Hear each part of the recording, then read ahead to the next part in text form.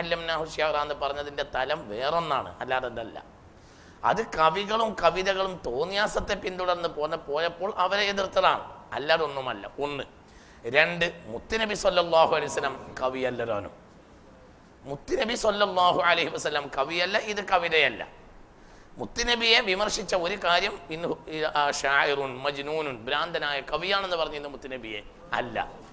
അത് ഇൻഹുവ ഇല്ലാ ദിക്റും വഖുർആനും മുബീൻ, അത് അള്ളാഹുവിൻ്റെ സതുപദേശവും അത് വ്യക്തമായി ഓതപ്പെടേണ്ട, വായിക്കപ്പെടേണ്ട, ഓതപ്പെടേണ്ട ഗ്രന്ഥവുമാണ് പരിശുദ്ധ ഖുർആൻ എന്ന് ഉൾസാരം. അല്ലാതെ കവിതയെ നിഷേധിക്കുകയോ കവിതയുടെ സ്ഥാനത്തെ നിഷേധിക്കുകയോ ചെയ്യുകയല്ല, അതിൻ്റെ രീതിയെ നിഷേധിക്കുക മാത്രമാണ് ഖുർആൻ ചെയ്തിട്ടുള്ളത്. അത് ചരിത്രത്തിൽ നിർവഹിക്കേണ്ട ധർമ്മം നിർവഹിക്കുന്നതിന് പകരം അത് ജനങ്ങളെ ഇക്കിളിപ്പെടുത്തുകയും ജനങ്ങളെ തിന്മയിലേക്ക് നയിക്കുകയും ചെയ്തപ്പോൾ അതിനെ നിഷേധിക്കുക മാത്രമാണ് ഖുർആൻ ചെയ്തിട്ടുള്ളത്.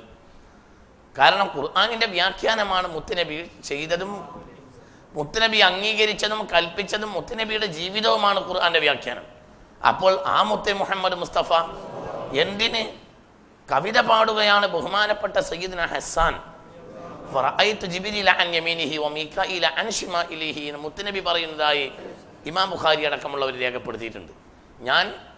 ഞാൻ ഹസ്സാൻ കവിത പാടുന്നത് കണ്ടിട്ടുണ്ട്. ഹസ്സാൻ കവിത പാടുമ്പോൾ ജിബ്രീലു അൻ യമീനിഹി വമീകായിലു അൻ ശിമാലിഹി, ഹസ്സാൻ ബിൻ സാബിത്തിന്റെ വലഭാഗത്ത് ജിബ്രീലും ഇടഭാഗത്ത് മീകായിലും നിൽക്കുന്നത് ഞാൻ കണ്ടിട്ടുണ്ടെന്ന് മുത്തു മുഹമ്മദ് മുസ്തഫ. പിന്നെ ഈ കവിതയെ പാടെ ഖുർആൻ എങ്ങനെ നിഷേധിക്കും? മനസ്സിലാവണല്ലോ പറഞ്ഞത്. ഇവിടെ എന്താണ് ഇങ്ങനെയൊക്കെ പറയാനുള്ള കാരണം എന്നറിയാം. കവിതയും കവിതക്കുള്ള ചാൻസുകളൊക്കെ നിഷേധിക്കുന്നവരുണ്ട്. ഇന്ന് നമ്മുടെ പല കാര്യങ്ങളുടെയും മർമ്മം തന്നെ കവിതയാണ്. ഉദാഹരണം പറയാം, മൗലൂദ്. മനസ്സിലാവണ്ട പറഞ്ഞത്. ഇതിനൊക്കെ വിമർശിക്കുന്നവരുണ്ട്. ഇനി അവർ കൊണ്ടുപോകുന്ന ആയത്താണ് എന്ത്? വമഅല്ലംനാഹു ശിഅറ. എന്നാൽ ഇതിന് അപ്പുറത്തെ കൂടെ പഠിക്കൂല. പള്ളിയിൽ വൈകുന്നേരമായ അത് കവിതയല്ലേ? കവിതയെ പറ്റി നബി ഖുർആൻ എന്തേ പറഞ്ഞത്? വമാ അല്ലംനാഹു ശിഅറ. അതാണ് ഫുൾ സ്റ്റോപ്പായി. എന്നാൽ അതിൻ്റെ അപ്പുറം മനസ്സിലായില്ലേ? എന്താണ് അപ്പുറം എന്ന് പഠിക്കൂല, ചിന്തിക്കൂല. അവരെ പോലത്തെ ആളുകൾ എന്ത് വിഡ്ഢിത്തരം വിളിച്ച് പറഞ്ഞാലും അതിനെ എഴുന്നള്ളിച്ച് കൊടുക്കുന്ന കുറച്ച് രാഷ്ട്രീയക്കാരും കുറച്ച് ആളുകളും ഇപ്പോൾ ഇവിടെ നിലവിലുണ്ട് താൻ. അപ്പോൾ എന്താണ് അറിയാം? സുന്നികൾ കാലാകാലമായി തരുന്ന ഒരു അഡ്രസ്സ് ഇല്ല, അറിയോ? കവിതക്കോലും അഡ്രസ്സില്ല എന്നാണ് അവർ പറയാം. ബഹുമാനപ്പെട്ട മുത്ത് മുഹമ്മദ് മുസ്തഫ പറഞ്ഞ നമ്മൾ മവാലീദുകൾ, മൗലൂദുകൾ. എന്താണ് ഈ മൗലൂദുകളുടെ ഉള്ളിൽ? പദ്യമായോ ഗദ്യമായോ പദ്യഗദ്യ സമ്മിശ്രമായോ മഹാന്മാരെ മദ്ഹുകൾ പാടുക, പുകഴ്ത്തുക എന്നതിനാണ് എന്ത് പറയാ? മൗലൂദുകൾ. ഇതിൽ ഒന്നാമത്തെ കാര്യം തന്നെ പദ്യമാണ്. എണീറ്റെന്ന് ചെല്ലും, ഇരുന്ന് ചെല്ലും, ഒക്കെ പദ്യമാണ്. ഈ പദ്യത്തെ പറ്റി വിമർശിക്കുന്നവർ ഓതുന്ന ഒരായത്താണ് എന്ത്? ഈ വമഅല്ലംനാഹു ശിഅറ എന്ന്. അതേപോലെ സുന്നികളെ വിമർശിക്കാൻ വേണ്ടിയിട്ട് പല ആളുകളും ഉദ്ധരിക്കുന്ന ആയത്താണ് അടുത്ത ആയത്ത്. ലിയുൻദിറ മൻ കാന ഹയ്യൻ, ലിയുൻദിറ മൻ കാന ഹയ്യൻ, ലിയുൻദിറ മൻ കാന. അല്ലാഹു സുബ്ഹാനഹു വ തആല ഖുർആൻ ഇറക്കിയത് ലിയുൻദിറ മൻ കാന ഹയ്യൻ, ലിയുൻദിറ മൻ കാന ഹയ്യൻ, ജീവിപ്പിച്ചിരിക്കുന്നവരെ താക്കീത് ചെയ്യാൻ വേണ്ടിയാണ്, മരിച്ചോട്ട് തോന്നാൻ വേണ്ടിയല്ല. ഇതിനു വേണ്ടി ആയിരക്കണക്കിന് CD കേരളത്തിൽ ഇറങ്ങിയിട്ടുണ്ട് ഈ ഒരായത്തിൽ. എന്താ ചെയ്യ? മനസ്സിലായില്ല. മരിച്ചെടുത്ത് ഖുർആൻ ഓതാൻ പാടില്ല എന്നതിന് വഹാബികൾ ആയിരക്കണക്കായ സ്റ്റേജുകളിൽ പറഞ്ഞ ആയത്താണ് ഇനിയുള്ള ആയത്ത്. ഏത്? ലിയുൻദിറ മൻ കാന ഹയ്യ, ജീവിച്ചിരിക്കുന്നവർക്ക് താക്കീതിന് വേണ്ടിയാണ് ഖുർആൻ ഇറങ്ങിയത്, മരിച്ചോ തോന്നാൻ വേണ്ടിയല്ല. ഇതിന് ആയിരക്കണക്കായ ലേഖനങ്ങൾ കേരളത്തിലുണ്ട്, ആയിരക്കണക്കായ CD-കളുണ്ട്. അത് ഇതിന് ഇപ്പോഴത്തെ ഇങ്ങനത്തെ ആളുകൾ, ഒരു വിവരവും ഇല്ലാത്ത കുറെ ആളുകൾ സ്റ്റേജിൽ കയറി ഇതിന്റെ പിന്നാലെ അങ്ങനെ കൂടുകയും ചെയ്യും. ഒരു വിവരമില്ല. ഒരു കാര്യം ഖുർആൻ പറയുമ്പോൾ അതിന്റെ ഉള്ളിൽ ചിന്തിക്കണ്ടേ? ഇതിനൊക്കെ എത്രയാണ് ഇതിനെയൊക്കെ വിമർശിച്ചത്, എത്രയാണ് എന്തൊക്കെയാണ് ചെയ്ത് കൂട്ടിയത്. അതുകൊണ്ടാണ് ഇമാം സ്വാമിയെ പോലെയുള്ള ആളുകൾ ഖുർആന്റെ ബാഹ്യഭാഗത്ത് മാനച്ചു പോയാൽ റുബ്ബമ അദ്ദാഹു ഇലൽ കുഫ്രി, അവൻ കാഫിറാകാൻ പോലും ചാൻസ് ഉണ്ട് എന്ന് എഴുതി വെച്ചത്. ഖുർആന്റെ ലാഹിരി അർത്ഥം മനുഷ്യനെ ചിലപ്പോൾ എന്താക്കും? കാഫിറാക്കും. ചേകനൂരിനെ പോലെ ഖുർആന്റെ പ്രത്യക്ഷം മാന വെച്ച് പോയാൽ മനുഷ്യൻ കാഫിർ പോലും ആവും, റുബ്ബമ അദ്ദാഹു ഇലൽ കുഫ്രി എന്ന് പറയുന്നുണ്ട്. ആര്? ഇമാം സുയൂത്തി, ഇമാം സ്വാബി റളിയല്ലാഹു അൻഹു. അത് ഇമാം സ്വാബിയുടെ മാത്രം അഭിപ്രായമല്ല, ബഹുമാനപ്പെട്ട മഹാന്മാരായ ഉലമാഇന്റെ അയിമ്മത്തിന്റെ പൊതുവായ അഭിപ്രായമാണ്. ഖുർആനിലെ ഓരോ ആയത്തിനും എന്തുണ്ട്? ലഹ്റും ഉണ്ട്, ബത്തനും ഉണ്ട്. ലഹ്റും ഉണ്ട്, ബത്തനും ഉണ്ട്. ഒരു ബത്തനിലേക്ക് ഇറങ്ങിയാൽ ആ ബത്തൻ അവസാനിക്കുമ്പോൾ പുതിന ബത്തൻ ആരംഭിക്കും. ഉള്ളു തീരൂല. ലികുല്ലി ഹദ്ദിൻ മത്ലഉൻ വലികുല്ലി മത്ലഉൻ ഹദ്ദുൻ. ലികുല്ലി ഹദ്ദിൻ, ഒരു ഖുർആന്റെ ഒരു അർത്ഥം അവസാനിക്കുമ്പോൾ മത്ലഉൻ പുതിയ ഒരു അർത്ഥം ഉദയം ചെയ്യും. വലികുല്ലി മത്ലഉൻ ഹദ്ദുൻ വലികുല്ലി ഹദ്ദിൻ മത്ലഉൻ. ആ അർത്ഥം അവസാനിക്കുന്നിടത്ത് മറ്റൊരർത്ഥം തുടങ്ങും. ഇത് പറഞ്ഞ മുത്തുനബിയാണ്. കാരണം എന്തുകൊണ്ട്? ഖുൽ ലൗ കാനൽ ബഹ്റു മിദാദൻ ലികലിമാതി റബ്ബി ലനഫിദൽ ബഹ്റു ഖബ്ല അൻ തൻഫദ കലിമാതി റബ്ബി. എല്ലാം സർവ സപ്തസാഗരങ്ങളും കൊണ്ടുവന്ന് സബ്അത്തു അബ്ഹുറിനെ പറ്റി പറയുന്നുണ്ട്. 7 കടലുകൾ മുഴുവനും മഷിയാക്കിയിട്ട് ഷജറത്തിനെ മുത്തും അഖ്ലാമാക്കുക. ഖുർആൻ ഒരായത്തിൽ പറയുന്നുണ്ട്. വെള്ളം മുഴുവനും എന്താക്കുക? 7 സമുദ്രങ്ങളും. ഒരു ശൈലിയാണ് 7 സമുദ്രം എന്നുള്ളത്. 7 വാനം, മനസ്സിലായില്ലേ? 7 സമുദ്രം എന്നൊരു ശൈലിയാണ്. 7 സമുദ്രം മൊത്തം എന്താക്കുക? മഷിയാക്കിയിട്ട് ആ പിന്നെ ഭൂമിയിലുള്ള ഷജറത്ത് മുഴുവനും എന്താക്കുക? അഖ്ലാമാക്കുക, പേനയാക്കുക. എന്നിട്ട് എഴുതിയാലും ബഹുമാനപ്പെട്ട പരിശുദ്ധ ഖുർആന്റെ മാന അവസാനിക്കൂല എന്ന് പരിശുദ്ധ ഖുർആൻ തന്നെ പറയുന്നുണ്ട്. വ്യാഖ്യാനല്ല, ഖുർആൻ പറയുന്നുണ്ട്. അങ്ങനെയുള്ള ഒരു മഹാഗ്രന്ഥത്തിന്റെ ബാഹ്യഭാഗത്ത് അർത്ഥം വെച്ചിട്ട് എന്ത് കാര്യം? എന്നാൽ ബാഹ്യഭാഗത്ത് കിട്ടിക്കൂടെ? പലതും കിട്ടാം. അതതിൻ്റെ പൂർണ്ണതയാണെന്ന് വിചാരിക്കരുത്. അതതിൻ്റെ വാതിലാണ്. വാതിൽക്കെന്ന് വേണം കളർ കലക്കിയ വെള്ളം തരും, അതാണ് കല്യാണം എന്ന് വിചാരിക്കണ്ട.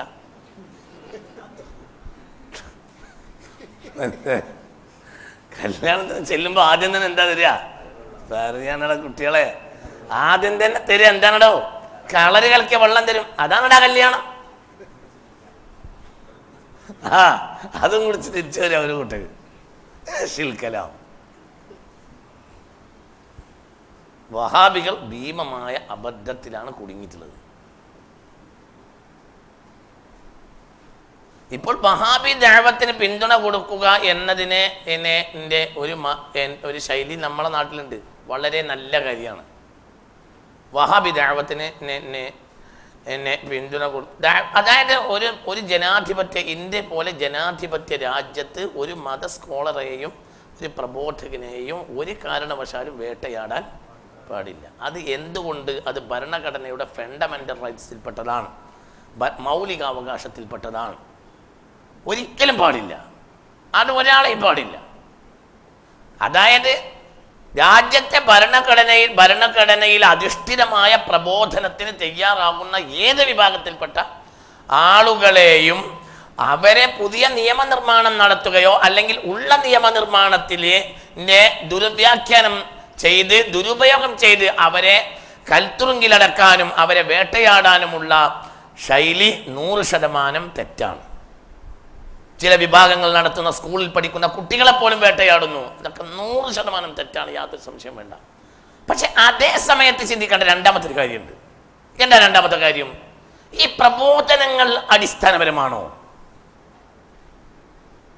സാക്കിർ നായിക്ക്, എം അക്ബർ പോലെയുള്ള ആളുകളുടെ പ്രബോധനം അടിസ്ഥാനപരമാണോ? ഇത് പരിശോധിക്കേണ്ട ആവശ്യമുണ്ട്. നമ്മൾ വികൃതി കാണിക്കുന്നവർക്ക് നേരെ പിന്തുണത്താൽ പോരാ, അവരെ നിയന്ത്രിക്കാൻ നമ്മൾ തയ്യാറുണ്ടാവണം. ജൂതന്മാരും ഇത് ചിന്തിക്കണം. ഇത് ഞങ്ങളോട് പറയുമ്പോൾ ഇത് പറയലാണ് എൻ്റെ ഉത്തരവാദിത്വം. നിങ്ങൾ ഈ വഴിക്ക് ചിന്തിക്കുക.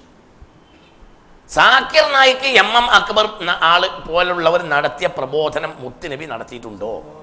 സ്വല്ലല്ലാഹു അലൈഹി വസല്ലം സ്വഹാബത്ത് നടത്തിയിട്ടുണ്ടോ? താബിഈങ്ങൾ നടത്തിയിട്ടുണ്ടോ? താബിഈങ്ങൾ നടത്തിയിട്ടുണ്ടോ? അതാണോ ഇസ്ലാമിക പ്രബോധനം? മുത്തുനബി എന്താണ് വിഡ്ഢികളെ പോലെ നടക്കുന്നത്? ഇത് തെറ്റല്ലേ? സാക്കിർ നായിക്കിന്റെ പ്രബോധനം തെറ്റാണ്. എം അക്ബറിന്റെ പ്രബോധനം തെറ്റാണ്. അതിന്റെ ശൈലിയിൽ അത് തെറ്റാണ്. എന്തുകൊണ്ട്? നിറഞ്ഞ ജൂതന്മാരും നിറഞ്ഞ ക്രൈസ്തവരുമുള്ള മദീനയിൽ മുത്തുനബി പോയിട്ട് ആദ്യം ഉണ്ടാക്കുക ഒരു ഹുദ്നത്താണ്. ഞങ്ങൾ നിങ്ങളെയും ആക്രമിക്കില്ല, നിങ്ങൾ ഞങ്ങളെയും ആക്രമിക്കരുത്. ഹുദ്നത്ത്. നമുക്കിവിടെ നമ്മുടെ ആദർശത്തിൽ മുന്നോട്ട് പോകാം. നിങ്ങൾ ഞങ്ങൾ ആദർശത്തിലേക്ക് വന്നാൽ നല്ലത്. ഞങ്ങൾക്ക് വളരെ വ്യക്തമായതേ പറയാനുള്ളൂ. ഇല്ലെങ്കിൽ ഒരു പ്രശ്നമില്ല, ഒന്നുമില്ല. പിൽക്കാലഘട്ടത്തിൽ മദീന സമ്പൂർണ്ണമായി ഇസ്ലാമികവൽക്കരിക്കപ്പെട്ടപ്പോൾ പോലും മുത്തുനബി സല്ലല്ലാഹു അലൈഹി വസല്ലമ അവരെ ആക്ഷേപിച്ചിട്ടില്ല. സല്ലല്ലാഹു അലൈഹി വസല്ലം നെജ്റാനിൽ നിന്ന് പാത്രിയാർക്കീസുമാര് വന്ന് നബിയെ വെല്ലുവിളിച്ചപ്പോൾ വിട്ടിട്ടുമില്ല. മനസ്സിലായില്ല? അവരുടെ നാമങ്ങളെയും ചിഹ്നങ്ങളെയും അവഹേളിക്കാനുള്ള സ്റ്റേജ് നബി കിട്ടിയിട്ടില്ല. അതേ സമയത്ത് ഇങ്ങോട്ട് വന്നവരെ യഥാർത്ഥ ഇസ്ലാമിന്റെ മഹത്വം പഠിപ്പിച്ചു കൊടുക്കാതോട്ട് വിട്ടിട്ടുമില്ല. നിങ്ങൾക്ക് എന്ത് സോക്കടാണിത്? എന്താണ് ഈ പഠിക്കാതെ ഓരോരുത്തർ കയറിയിട്ട് വിളമ്പണത്? ഒരു പ്രബോധനത്തെ പറ്റി പറയുമ്പോൾ ആ പ്രബോധനത്തിന്റെ ബേസ് ആലോചിക്കണം. പിന്നീട് സ്വഹാബികൾ വന്നു.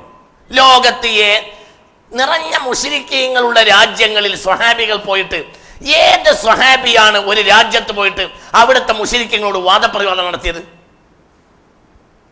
അവരെ നാമങ്ങളെയും ചിഹ്നങ്ങളെയും ഏത് സ്വഹാബി ഏത് രാജ്യത്താണ് അവഹേളിച്ചത്? അതല്ലേ പ്രബോധനം? പ്രബോധനത്തിനൊരു ബേസ്മെന്റ് ഇല്ലേ? ഇവരെക്കാൾ ഈ വിഷയം പഠിച്ച ആളായിരുന്നല്ലോ ശംസുൽ ഉലമ. ഇവരെക്കാൾ ഈ എം അക്ബറിനേക്കാളും ഈ സാക്കിർ നായിക്കിനേക്കാളും ഈ വിഷയം അറിയുന്ന ആഴമുള്ള മുഖാറനത്തുൽ അദിയാൻ, മതങ്ങൾ താരതമ്യ പഠനത്തിൽ 20-ാം നൂറ്റാണ്ട് കണ്ട ജീനിയസാണ് ശംസുൽ ഉലമ.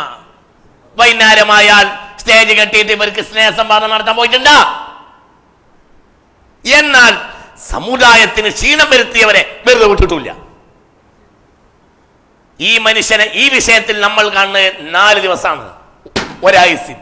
2 ദിവസം മഞ്ചേരിയിലും 2 ദിവസം ഇടക്കലിൽ നിൽക്കുമ്പോഴാണ് ഈ മനുഷ്യനെ വിവരറിഞ്ഞ് നമുക്കറിയുന്നത്. ഇങ്ങനെ വിളമ്പ് തന്നെ എമ്മക്കവരുടെ മരണം വരെ നമ്മൾ പിന്തുണ കൊടുക്കും. ആയിക്കോട്ടെ, ഈ കൊടുത്തോ. പക്ഷേ ഈ സമുദായത്തിന്റെ ലീഡറാണ്, ആലോചിക്കണം. സമുദായത്തിന്റെ ശൈലിയറാണോ? ഒരേ സമയത്ത് UAPയെ കാട്ടിയിട്ട് സമുദായത്തിനെ സ്കോളേഴ്സിനെ വേട്ടയാടുന്ന നിയമങ്ങൾക്കെതിരെ സമരം നടത്തുമ്പോൾ തന്നെ അടിസ്ഥാനമില്ലാത്ത പ്രബോധനങ്ങളെ നിയന്ത്രിക്കാൻ തയ്യാറാകണ്ടേ? എവിടെയാണ് ഈ ഇങ്ങനത്തെ പ്രബോധനങ്ങൾ ലോകത്ത് നടന്നത്?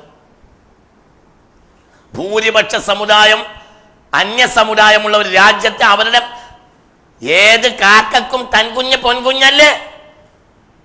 അവരുടെ നാമങ്ങളെയും ചിഹ്നങ്ങളെയും മോശപ്പെടുത്തുകയും നിസ്സാരവൽക്കരിക്കുകയും ചെയ്യുക. എന്തിന്?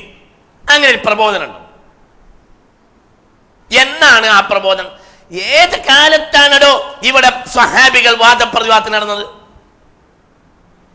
താബിഈങ്ങൾ നടന്നു. എന്നാൽ അവരുടെ മതത്തെ നിസ്സാരവൽക്കരിക്കാൻ വന്നവരെയോട്ട് വിട്ടിട്ടില്ല. ഇതല്ലേ ഉള്ളൂ.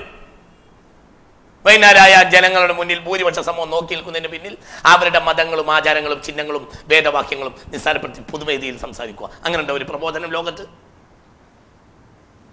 പ്രബോധനത്തിന്റെ രീതി തെറ്റണ്ടോ? ചോദിക്കണ്ടേ എന്താ വിഷയം? ഇവിടെ ഹാജ വന്നു. എന്താ ഹാജ ചെയ്ത്? ഏത് ദിവസം ഹാജവാദ പ്രയോഗം നടത്തിയത്? ഹാജ ഇവിടെ ഹൈന്ദവ പ്രമാണങ്ങളെയും ഹൈന്ദവ ആചാരങ്ങളെയും ചിഹ്നങ്ങളെയും നിസാരവൽക്കരിച്ച ഒരു വാക്ക് ഒരു പൊതുവേദി കെട്ടി പറഞ്ഞോ? ഈ ഹാജയെ കൊണ്ടാണ് 90 ലക്ഷം രജപുത്രന്മാർ ഇസ്ലാമിലേക്ക് വന്നത് ഇന്ത്യയിൽ. 16 കൂടിയിട്ട് നമ്മൾ അക്ബർ പിന്നോട്ടിരിക്കുന്നു. അല്ലാഹു അക്ബർ, സമീഅ അല്ലാഹു ലിമൻ ഹമിദാന്നും കൂടി ഞാൻ പറഞ്ഞതാ.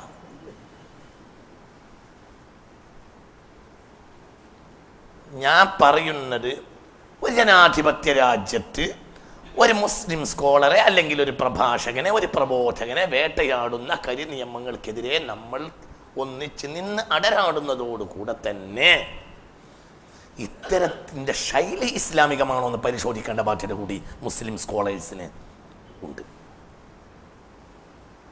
അങ്ങനത്തെ ശൈലി ഇസ്ലാമില്ല. ഇസ്ലാമിലെ ശൈലി എന്താ? സിറാത്തുല്ലദീന അൻഅംത അലൈഹിം. ശുദ്ധരായ ആളുകൾ വന്ന് ഒരു സമൂഹത്തിൽ ജീവിക്കും. അപ്പോൾ ജനങ്ങൾ അവരിൽ ആകൃഷ്ടരാകും. 1000 വാദപ്രയോഗത്തിനേക്കാൾ നല്ലതാണ് ഒരു മനുഷ്യനെ നാട്ടിൽ ജീവിക്കുക. പിന്നെ ഇവിടെ പ്രബോധനത്തിന് വേണ്ടി പലരും വന്നില്ലേ? നമ്മൾ ചിന്തിക്കണം. നിഷ്പക്ഷമായിട്ട് പഠിക്കാൻ തയ്യാറാക്കി, നിഷ്പക്ഷമായി പഠിക്കാൻ തയ്യാറാകണം. പുര വേവണ വെളിച്ചത്തിൽ ചോറ് വയ്ക്കാൻ എടുക്കുന്ന കുറച്ച് ആളുകളുണ്ട്. അവർക്ക് സൗകര്യം ഉണ്ടാക്കി കൊടുക്കരുത്. ഇതിനിടയിൽ വേറെ കുറേ ആളുകൾക്കുണ്ട്. എന്ത്?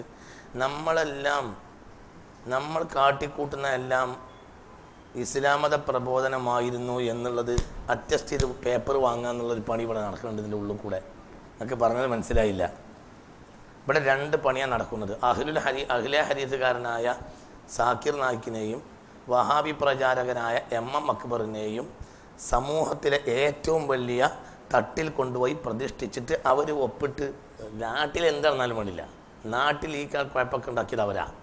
അപ്പോൾ അവർക്ക് ഇവിടെ ആവശ്യം ഒരു കാര്യത്തിൽ എന്താണ്? സർട്ടിഫിക്കറ്റ് വാങ്ങിക്കിട്ടുക. നമ്മളെ വിഷയം ഈ ഇവിടെ ഇരുന്നിട്ട് മഅദനിക്ക് വേണ്ടി നമ്മൾ സംസാരിച്ചിട്ടുണ്ട്. എന്നാൽ മഅദനിയുടെ അഭിപ്രായത്തോട് ഒരിക്കലും നമുക്ക് യോജിപ്പില്ല. അയാൾ കോയമ്പത്തൂർ കിടക്കുമ്പോഴും യോജിപ്പില്ല, ഇപ്പോഴും യോജിപ്പില്ല. നമ്മൾ പറഞ്ഞത് തന്നെ നടന്നിട്ടുണ്ട്. അയാൾ കോയമ്പത്തൂർ നിന്ന് വന്നാലും കോയമ്പത്തൂർ നിന്ന് വരാൻ വേണ്ടി പൈസ കൊടുക്കുകയും അതിന് വേണ്ടി പിന്തുണ കൊടുക്കുകയും കേസ് കൊടുക്കാൻ പൈസ കൊടുക്കുകയും രാജ്യത്തെ സുന്നികളാണ്. പക്ഷേ അയാൾ വീണ്ടും പുറത്തിറങ്ങി വന്നിട്ട് പിന്നെ എന്താ ഉണ്ടാക്കിയത്? സമുദായ ശരീരത്തെ പാണക്കാട് തങ്ങന്മാർ പിന്നെയും കളിയാക്കി. ആര്? അത് നമുക്ക് വിരോധമല്ല. കാരണം അയാൾ അതൊക്കെ ചെയ്യുന്ന അറിഞ്ഞുകൊണ്ട് തന്നെ പൈസ കൊടുത്തത്. പക്ഷെ അയാളായി മനസ്സിലാക്കണമല്ലോ. മനസ്സിലായില്ല? നമുക്ക് പെടേണ്ടതില്ലല്ലോ, നമുക്ക് പെടേണ്ടതില്ല. അതേ സമയത്ത് മഅദനിയെ പോലത്തെ ഒരാൾ അല്ല ഏതൊരാളും, അഞ്ഞി തൊഗാടിയാണെങ്കിലും ആരാണെങ്കിലും വിചാരണയില്ലാതെ തടങ്കലിൽ കിടക്കുക എന്നത് ഇന്ത്യൻ ജനാധിപത്യത്തിന് ഒരിക്കലും യോജിക്കൂല. അത് നമുക്ക് അംഗീകരിക്കാൻ കഴിയില്ല. ഗാന്ധിജി പറഞ്ഞൊരു വാക്കുണ്ട്, അത് വലിയ അർത്ഥമാണ്. നിങ്ങളുടെ അഭിപ്രായത്തോടെ എനിക്ക് യോജിപ്പില്ല, പക്ഷേ അഭിപ്രായം തുറന്നു പറയാനുള്ള സ്വാതന്ത്ര്യത്തിന് വേണ്ടി ഞാൻ സമരം ചെയ്യും. അതൊരു വാക്കാണ്. നിങ്ങളുടെ അഭിപ്രായത്തോടെ എനിക്ക് യോജിപ്പില്ല, പക്ഷെ ആ അഭിപ്രായം തുറന്നു പറയാനുള്ള സ്വാതന്ത്ര്യത്തിന് വേണ്ടി സമരം ചെയ്യാനുണ്ടോ? പക്ഷേ എന്തില്ല, അഭിപ്രായത്തോട് ഞാൻ യോജിപ്പില്ല. പക്ഷെ നിങ്ങൾക്ക് തുറന്നു പറയാലോ, നിങ്ങളൊരു പൗരനല്ലേ. പറഞ്ഞത് മനസ്സിലായോ? ഇവിടെ ഏത് കാലത്താണ് ഈ MM അക്ബർ മോഡൽ 1ാം കാലത്തോ 2ാം കാലത്തോ അനങ്ങിയാൽ നബിയിലേക്കും സാഹിബിലേക്കും മടങ്ങുക, ആ ഉത്തമ നൂറ്റാണ്ടിലേക്ക് മടങ്ങുക എന്നുള്ള ഈ മടങ്ങണം എന്ന് പറയുന്നത് എന്നാണ് ഇങ്ങനത്തെ ഒരു പ്രബോധനം ഈ സാക്കിർ നായിക്കും ഈ MM അക്ബറും ചെയ്തൊരു പ്രബോധനം നടത്തിയത്? ലോകത്തെവിടെയെങ്കിലും ഖുർആൻ കൊണ്ടുവന്ന് വാദപ്രതിവാദത്തിന് പോയതായിരുന്നു അവർ. ഇനി ഖുർആൻ അവരെ കയ്യിൽ അയച്ചോ മുഹമ്മദ് മുസ്തഫ? നിങ്ങൾ ഖുർആൻ നോക്കിയിട്ട് ഗീതയോടും മറ്റോടും വാദപ്രതിവാദം നടത്തിക്കോളൂ എന്ന് പറഞ്ഞിട്ട് പിന്നെ സ്നേഹസംവാദത്തിന് പറഞ്ഞാണോ മുഹമ്മദ് മുസ്തഫ? അവർ മദീനയിൽ നിന്ന് പുറപ്പെടുമ്പോൾ ഖുർആൻ പൂർത്തിയായിട്ടില്ല. അവർ എന്തിനു വന്നു? അവർ സംശുദ്ധ ജീവിതം പഠിച്ചു വന്നതാ. അവരെ കണ്ടവരെല്ലാം സ്വാഭാവികമായി എന്തിലേക്ക് വന്നു? സംശുദ്ധമായ ഒരു ജീവിതത്തിലേക്ക് വന്നതാ. ഇവിടെ ഹാജ വന്നപ്പോൾ 90 ലക്ഷം ആളുകൾ മുസ്ലിമായിട്ടുണ്ട്. എന്നെങ്കിലും വാദപ്രകാരം ഹാജ നടത്തിയോ? നിങ്ങൾക്ക് പറഞ്ഞത് മനസ്സിലായില്ലേ? അതല്ലേ കുട്ടികളെ സിറാത്തുല്ലദീന അൻഅംത അലൈഹിം. ഇവിടെ മലബാറിലെ നവോത്ഥാന നായകൻ മൗലവി ജമീല ഖുതുബുസ്സമാന ഒരു ദിവസം ഒരു വാദപ്രകാരം നടത്തിയോ? ഹിന്ദുക്കളുമായി നാടാകെ കവല കെട്ടിയിട്ട്, കവലയിലൊക്കെ സ്റ്റേജ് കെട്ടിയിട്ട് കവലയിലെല്ലാം അവരുടെ നാമങ്ങളും ചിഹ്നങ്ങളും പരിഹസിച്ചുകൊണ്ട് ഹാജ സംസാരിച്ചോ? മൗലവി ജമീല ഖുതുബുസ്സമാൻ സംസാരിച്ചോ? ഉമർ ഖാദി സംസാരിച്ചോ? ബഹുമാനപ്പെട്ട മഖ്ദൂമുൽ കബീർ സംസാരിച്ചോ? ഇവിടെ എത്ര നവോത്ഥാന നായകന്മാർ വന്നു? ആരെങ്കിലും ചെയ്തോ? അപ്പോൾ സമുദായ നേതൃത്വം പിഴക്കുന്നത് ശ്രദ്ധിക്കണം. MM അക്ബറെ പോലെയുള്ളവരെ നിയന്ത്രിക്കേണ്ടതുണ്ട്. അതേ സമയത്ത് അവരെ വേട്ടയാടുന്ന ശൈലിയെ ഒരിക്കലും യോജിക്കാൻ കഴിയില്ല. അതേ സമയത്ത് അത് പ്രബോധനമല്ല. എന്താ പറഞ്ഞത്? ബഹുമാനപ്പെട്ട സിദ്ദീഖുൽ അക്ബർ ഷാമിലേക്ക് പറഞ്ഞയച്ചപ്പോൾ എന്താ പറഞ്ഞത്? വിഗ്രഹങ്ങൾക്ക് മുന്നിൽ ശിർക്ക് ചെയ്തുകൊണ്ടിരിക്കുന്ന ആളുകളെയും ഭജനമിരിക്കുന്നവരെയും കണ്ടാൽ ഫലാ തർഫഉ സുയൂഫക്കും, നിങ്ങൾ വാൾ ഉയർത്തിപ്പോകരുതേ, അവർ നമ്മുടെ ശത്രുവല്ല. ആര് പറഞ്ഞു? സിദ്ദീഖുൽ അക്ബർ പറഞ്ഞു റളിയല്ലാഹു അൻഹു. സിദ്ദീഖുൽ അക്ബർ പറഞ്ഞു റളിയല്ലാഹു അൻഹു. അവർ അവരുടെ ഭാഷയിൽ ഒരു സമാധാന പ്രവർത്തനം ചെയ്യാണ്. മനസ്സിലായോ പറഞ്ഞത്? അവരെ നിങ്ങൾ എതിർക്കുകയോ അവരെ നേരെ നിങ്ങൾ വാളെടുക്കുകയോ ചെയ്യാൻ പാടില്ല. എത്ര ഭംഗിയായിട്ടാണ് അതൊക്കെ പറയുന്നത്. എന്താ ഇസ്ലാമിന്റെ പ്രബോധന ശൈലി? ഇസ്ലാമിന്റെ പ്രബോധന ശൈലി ശുദ്ധമായ ജീവിതമാണ്. അത് തന്നെ അതെല്ലാവരും അതാ ചെയ്തല്ല. വൈകുന്നേരം ഈ ഇവരൊക്കെ കേട്ടാ തോന്നും ഇവർക്ക് അത് ആദ്യം കിട്ടിയത്. അത് തത്തമ്മേ പൂച്ച പൂച്ച എന്നുള്ള പരിപാടിയാ. ഈ തത്തമ്മേ പൂച്ച പൂച്ചക്ക് എന്തെന്നത് അപ്പുറത്ത് ചോദ്യം വെച്ചാൽ കാറ്റു പോകും. മുല്ലാക്ക പറഞ്ഞ എനിക്ക് നിന്റെ സെബീൻ ഇട്ടാലേ മൗലൂദ് തോന്നാൻ കഴിയുള്ളൂ. മനസ്സിലായില്ല? മുല്ലാക്കാക്ക് എന്തേ നടക്കുള്ളൂ? മൗലൂദ് ഓതങ്ങൾ അത് നടക്കൂല. മുല്ലാക്കാക്ക് എന്ത് കിട്ടണം? മുല്ലാക്കാന്റെ സെബീൻ തന്നെ കിട്ടണം, എന്നാലേ പറ്റുള്ളൂ. മനസ്സിലായില്ല? അതിൻ്റെ ലമ്മും കസൂറൊക്കെ മൂപ്പർക്ക് പരിചയമുള്ളൂ, പുതിയ ഏട് മൂപ്പർക്ക് പരിചയമില്ല. ഇത് ഇസ്ലാമികമായ രീതിയല്ല. ഇത് ഈ ശൈലി തെറ്റാണ്. പ്രബോധനത്തിനൊരു വിഷയമുണ്ട്. പ്രബോധനം മഹ്ദൂനായിരിക്കണം, തോന്നിയ മാതിരി പറ്റൂല.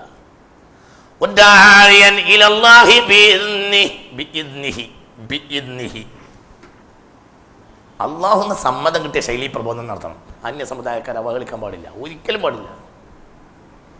അവരെ നാമങ്ങളോ ചിഹ്നങ്ങളോ നിസ്സാരപ്പെടുത്താൻ പാടില്ല, ഒരിക്കലും പാടില്ല. ഭൂരിപക്ഷം അതിൻ്റെ ഇമ്പാക്റ്റ് എന്താ ഉണ്ടാവുക? കാലാന്തരത്തിൽ മുസ്ലിം സ്കോളേഴ്സിനോടുള്ള ഒരു ഈർഷ്യത അവരുടെ മനസ്സിൽ രൂപപ്പെട്ടു വരും. ആ രൂപപ്പെട്ട ഒരു കമ്മ്യൂണൽ മൈൻഡ് അധികരിക്കും. ഈ യൂണിറ്റി വളരും. ഈ യൂണിറ്റി രാജ്യത്തെ സമാധാനം നശിപ്പിക്കും. ഇല്ലേ? എന്താണ് വീട്ടികളെ പോലെ നടക്കുന്നത്? പഠിക്ക്, അതല്ലേ കാണുന്നതൊക്കെ. നേരെ മറിച്ച് ശുദ്ധമായ ജീവിതം കാണിക്കുന്നവരുടെ മേൽ വലിയ ലാഭം കിട്ടും. അവരിലേക്ക് ജനങ്ങൾ ഒഴുകി വരും. ആർക്കും എതിർക്കാൻ കഴിയില്ല. എന്നാൽ ഇവർ പ്രത്യക്ഷത്തിൽ ആരോട്ട് എതിർത്തിട്ടില്ല. ഒരു പ്രബോധനത്തിന് തെറ്റുപറ്റുമ്പോൾ ആ പ്രബോധനത്തെ നിയന്ത്രിക്കാൻ തയ്യാറാകണം. അല്ലെങ്കിൽ ഈ വികൃതികൾക്ക് മൊത്തം സമൂഹം എന്തിനും തോളുവെക്കണ്? രണ്ടും ചെയ്യണ്ടേ? അബദ്ധങ്ങൾ പറ്റുമ്പോൾ ആ അബദ്ധത്തെ തിരുത്തണ്ടേ? എന്താണ് നിങ്ങൾ ഇത് ചിന്തിക്കാത്ത? നിങ്ങൾ പറയേ, നിങ്ങൾ ഇന്ന് അജ്മീറിൽ പോയാൽ മുസ്ലിങ്ങളെ പോലെ അത്ര അവിടെ ആരെ കാണാം? ഹിന്ദുക്കളെ കാണാം. എന്നാൽ ഈ ആളെ കൊണ്ട് സത്യത്തിൽ ആലോചിച്ചാൽ നഷ്ടമല്ലേ അവർക്കുണ്ടായത്? എന്നാൽ എന്നെങ്കിലും അവർക്കത് നഷ്ടമായി തോന്നിയോ? മനസ്സിലായില്ല? ഈ മനുഷ്യനെ കൊണ്ട് അവർക്ക് എന്താ ഉണ്ടായത്? 90 ലക്ഷം ആളുകൾ അവരുടെ പക്ഷം നിന്ന് ഉണ്ടെന്നു. എന്നിട്ട് നഷ്ടം ഉണ്ടാക്കി. അവരുടെ വീട്ടിലെ ഒരു ഉപ്പാനെ പോലെയല്ലേ അവർക്ക് ആരെ തോന്നിയത്?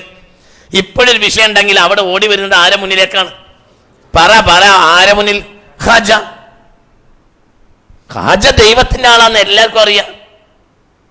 ഇതല്ലേ ഇസ്ലാമിക പ്രബോധന ശൈലി? എന്താ നീ പറയുന്നതെന്നറിയോ? നിങ്ങൾ ചിന്തിക്കണവർ തല മറന്ന് എണ്ണ തേക്കരുത്. ആ തേക്കുന്ന കളി ഇവിടെ 2 കൂട്ടർ കളിക്കും. ഒന്ന് വഹാബികൾ, ഒന്ന് മൗദൂദികൾ. പിന്നെ ഈ പൊര പൊളിച്ചതിൽ നമ്മളല്ല, വഹാബികളാണ്. AD 1453 കലണ്ടറിൽ കുറിച്ചിടണം. ഈ വർഷമാണ് ഖിലാഫത്തുർ റാഷിദ കഴിഞ്ഞാൽ മുസ്ലിം ലോകം ഏറ്റവും അഭിമാനിക്കുന്ന വർഷം. അന്ന് സുൽത്താൻ മഹ്മൂദ് യൂറോപ്യന്മാരെ തുർക്കിയിൽ നിന്ന് പുറത്താക്കി. തുർക്കി അങ്ങോട്ട് വളർന്നു. ലോകത്ത് മനുഷ്യരാശി ഇന്ന് കണ്ടതിലെ ഏറ്റവും വലിയ സാമ്രാജ്യം തുർക്കി സാമ്രാജ്യമാണ്. അവിടെ അധികാരികളായി വാണു മുസ്ലിമീങ്ങൾ. ഇന്നത്തെ അമേരിക്കയുടെ 100 ഇരട്ടി. അന്ന് മുസ്ലിം AD 1400. ഇങ്ങോട്ട് നോക്കടാ, ചരിത്രം പഠിക്കാതെ. ചരിത്രം പഠിക്കണം. എൻ്റെ മുഖത്തേക്ക് നോക്കിയിട്ട് കൊഞ്ഞനെ കുത്തിയിട്ട് കാര്യമില്ലടോ. ചരിത്രം പഠിക്ക്. രാവിലെ ഇരുന്ന് മനോരമ കത്തം നിർത്താൻ പോലെ ചരിത്രം പഠിക്ക്. ഞാൻ മനോരമ വായിക്കില്ല. ഇന്നലത്തും വായിച്ചിട്ടില്ല, ഇന്നത്തും വായിച്ചിട്ടില്ല, നാളത്തും വായിക്കില്ല, മിഞ്ഞാനത്തും വായിച്ചിട്ടില്ല, മാതൃഭൂമി വായിച്ചിട്ടില്ല. അങ്ങനെ ഒരു വിഷയം ഉണ്ടാവും, അങ്ങനെ ഉണ്ട്. ഒന്നിരിക്കൽ ഷാവൽ വിളിച്ചു പറയും, ഡോക്ടർ വിളിച്ചു പറയും, ഇതങ്ങനെ അങ്ങനെ ഒരു റിപ്പോർട്ടുണ്ട് ഉസ്താദ്, അതൊന്ന് നോക്കി. അപ്പുറം നോക്കും. പിന്നെ പത്രം തുറന്ന് അങ്ങനെ 3-4 പേജ് മറിച്ചിട്ട് ആഗോള വാർത്തകൾ മൊത്തം ഒന്നിങ്ങനെ നോക്കും. അത്ര തന്നെ. തിരുവനന്തപുരത്ത് എന്താ നടന്നതെന്ന് എനിക്കറിയേണ്ടതില്ല. അവിടെ മണിമാർ വന്നുകൊണ്ടേയിരിക്കും. മണിയാണ്, മണിയല്ലാത്തൊരു മണിയാണ്. അതുകൊണ്ട് അത് ഞാൻ അങ്ങനെ ആലോചിക്കാറില്ല. ഒരു മണിക്ക് മാത്രമല്ല ഞരമ്പ് പൊട്ടിയത്, ബാക്കിയുള്ള ഇരിക്കുന്നവർക്കൊക്കെ ഞരമ്പ് പൊട്ടിയാൽ പിന്നെ മണിക്ക് മാത്രം ഞരമ്പ് പൊട്ടുന്നതിന് മഴയൊന്നുമില്ല. ചിന്തിക്ക്, അഞ്ചേരി ബേബിയെ കൊന്നത് ഞങ്ങളാണ് എന്ന് ഇന്ന് പ്രഖ്യാപിച്ച ആളാണ് മന്ത്രി. ഒരു കുറ്റവാളിക്കൊരു ബാധ്യത ഉണ്ട്, അത് പറയാതിരിക്കാൻ. ലാ യുഹിബ്ബുല്ലാഹ്. കാരണം എന്തുകൊണ്ട്? സെൻസില്ല, കോമൺ സെൻസ് പോലും ഇല്ല. ഒരു കുറ്റവാളിക്കൊരു ബാധ്യത ഉണ്ട്. ലാ യുഹിബ്ബുല്ലാഹുൽ ജഹ്റ ബിസ്സൂഇ. ആ കുറ്റം പോലീസ് നായ കണ്ടുപിടിച്ചോട്ടെ, ഇപ്പം പറയാൻ പാടില്ല. മനസ്സിലായില്ല? ഇപ്പം കുറ്റം ചെയ്തത് ഇപ്പം പറയാൻ പാടില്ല. ലാ യുഹിബ്ബുല്ലാഹുൽ ജഹ്റ ബിസ്സൂഇ. അത് ആര് കണ്ടുപിടിക്കട്ടെ? അത് പോലീസ് നായ കണ്ടുപിടിക്കട്ടോ. അതിനല്ലടാ പോലീസ് നായക്ക് ശമ്പളം കുപ്പായം കൊടുത്ത് നിർത്തുന്നത്. അത് ചിന്തിക്ക്. ഇവിടെ നമ്മൾ എന്താണ് ഇവിടെ ലോകത്ത് നടക്കുന്നതെന്ന് മനസ്സിലാകാതെ ഈ വിഡ്ഢിത്തരത്തിന് നമ്മൾ പിന്തുണ കൊടുത്ത മുസ്ലിം ലോകം തകർന്നു. ഇപ്പോഴത്തെ തകർച്ചയ്ക്ക് കാരണം വഹാബികളാണ്. മുസ്ലിം ലോകത്തിന് ഒരാൾക്ക് കുതിര വിടാൻ പറ്റില്ലായിരുന്നു. AD 1453 സുൽത്താൻ മഹ്മൂദ് തുർക്കി പിടിച്ചടക്കി, തകർന്ന് തരിപ്പണമാക്കി, ഓടിച്ച്. ആ സാമ്രാജ്യം പിന്നെ ഹംഗറി, പോളണ്ട്, അങ്ങോട്ട് നീണ്ടു, യൂറോപ്പ് മുഴുവനും, ഇങ്ങോട്ട് ആഫ്രിക്ക, ഏഷ്യൻ രാജ്യങ്ങൾ, ഇങ്ങോട്ട് വന്ന് ഉസ്മാനി തുർക്കികൾ. ലോകം കണ്ട, മനുഷ്യരാശി കണ്ട ഏറ്റവും വലിയ സാമ്രാജ്യം ഉസ്മാനി സാമ്രാജ്യമാണ്, ഒട്ടോമൻ സാമ്രാജ്യം. ഉസ്മാൻ എന്ന വാക്കിനെ ഇംഗ്ലീഷ് വൽക്കരിച്ചതാണ് എന്ത്? ഒട്ടോമൻ. ഉസ്മാനി തുർക്കികൾ അവരങ്ങോട്ട് വളർന്ന് അവരുടെ മേൽ അന്ന് മുസ്ലിമീങ്ങളെ മേൽ ഒരു ചെറുവിരൽ അനക്കാൻ ഇവിടെ ഒരു ശക്തിക്ക് കഴിയില്ല. നമ്മൾ കൂടി ഇരുന്ന് പിന്തുണ കൊടുക്കുന്നതിന് മുമ്പ് പ്രശ്നം ഉണ്ടാക്കിയത് ആരാന്ന് കൂടി പഠിക്കണം. അതുകൂടി പഠിക്കണ്ട. ആരവിടെ പ്രശ്നം ഉണ്ടാക്കിയത്? ഏതുവരെ? AD 1914 വരെ. AD 1914 ഒന്നാം ലോക മഹായുദ്ധം ഉണ്ടാകുന്നത് വരെ ലോകത്തെ ഏറ്റവും വലിയ സാമ്രാജ്യം തുർക്കി സാമ്രാജ്യമാണ്. ജൂത ക്രൈസ്തവർ മുസ്ലിം സമുദായത്തിൽ നിന്ന് ഒരു സംഘത്തെ അടർത്തിയെടുത്തു. അതാണ് വഹാബികൾ. അവരെയും കൂട്ടി ഒന്നാം ലോക മഹായുദ്ധം ഉണ്ടാക്കി. തുർക്കിയുടെ ഭൂഭാഗങ്ങളെ കഷ്ണം കഷ്ണം കഷ്ണം കഷ്ണമായിട്ട് മുറിച്ചു 1914. മനസ്സിലായ പറഞ്ഞത്? എന്നിട്ട് അവർ കൊടുത്ത യൂറോപ്പിലും ആഫ്രിക്കയുമുള്ള രാജ്യങ്ങളെ അവർ നേരിട്ട് കൈവശം വെച്ചു. ആര്? സഖ്യകക്ഷികൾ. ആരൊക്കെയാ സഖ്യകക്ഷികൾ? വഹാബികളെ കൂട്ടുപിടിച്ച് ഒന്നാം ലോക മഹായുദ്ധം ഉണ്ടാക്കിയത്. ആരുടെ ഒന്നാം ലോക മഹായുദ്ധം ഉണ്ടാക്കി? അതൊന്ന് പഠിക്കാദ്യം. America, Russia, Britain, France, China. Germany ഇല്ല. America, Britain, France, Russia, China, Saudi Arabia.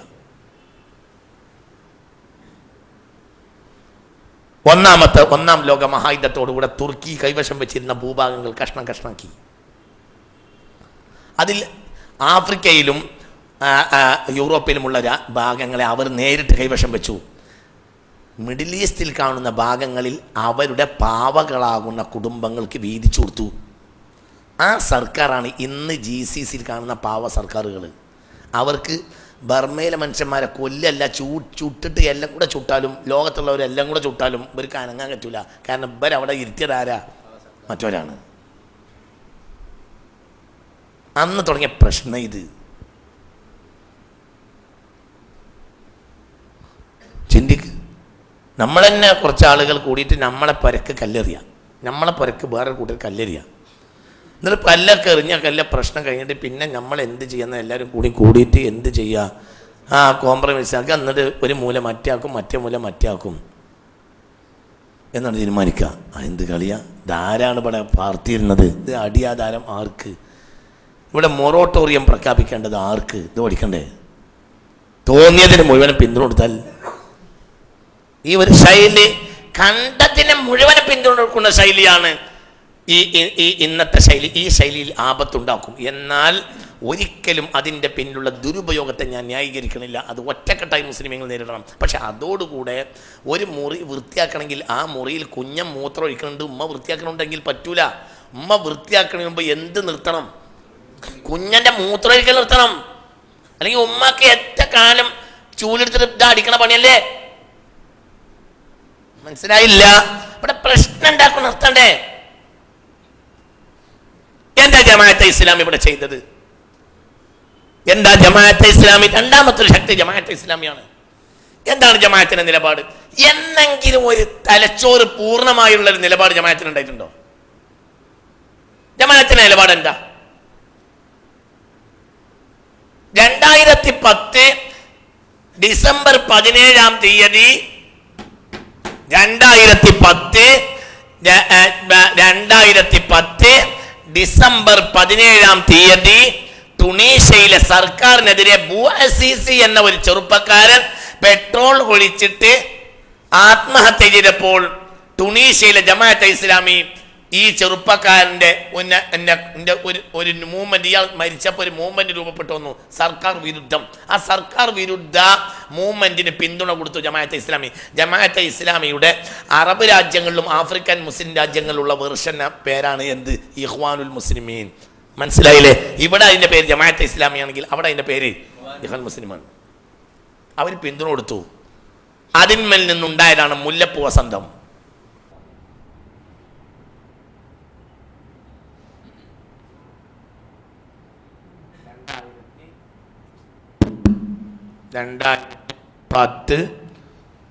December 17 CC എന്ന ചെറുപ്പക്കാരൻ സ്വയം തീ കൊളുത്തി ആത്മഹത്യ ചെയ്തപ്പോൾ ഒരു മൂവ്മെന്റ് ടുണീഷ്യയിൽ രൂപപ്പെട്ടു വന്നു. സർക്കാർ വിരുദ്ധം. ഭരിച്ചിരുന്നത് മുസ്ലിം ഭരണാധികാരി. ആ മൂവ്മെന്റിന് ജമാഅത്തെ ഇസ്ലാമിയുടെ വെർഷനായ ഇഖ്വാൻ മുസ്ലിമീൻ പിന്തുണ കൊടുത്തു. അന്ന് തുടങ്ങിയതാണ് മുല്ലപ്പൂ വസന്തം. ഇതിൻ്റെ പിന്നിൽ മുഴുവനും പിന്നെ പ്രവർത്തിച്ചത് ജൂതന്മാരാണ്. ലോകത്ത് അഹ്ലു സുന്നത്ത് വൽ ജമാഅയുടെ നേതാക്കൾ ഇതിനു വേണ്ടി ഈ കേരളത്തിൽ ഈ 2011, 12, 13 കൊല്ലങ്ങളിൽ ഈ IPH ഈ മുല്ലപ്പൂ വസന്തത്തെ പിന്തുണ കൊടുത്തിട്ട് ഡസക്കണക്കിന് പുസ്തകങ്ങൾ എഴുതി. അത് അറബ് ഇമ്പീരിയലിസം തകരാണ്, അറബ് രാജ്യങ്ങൾ മര്യാദ പഠിക്കാണ്, ഞങ്ങൾ മര്യാദ പഠിപ്പിക്കും. എന്ത് കുന്തം പഠിപ്പിച്ചു? എന്തുണ്ടായത്? എന്താണ് ഈ പിന്നീട് ഉണ്ടായത്? ആ രാജ്യങ്ങൾ തകർന്നുപോയി. ആര് നേടി? ജൂതന്മാർ നേടി.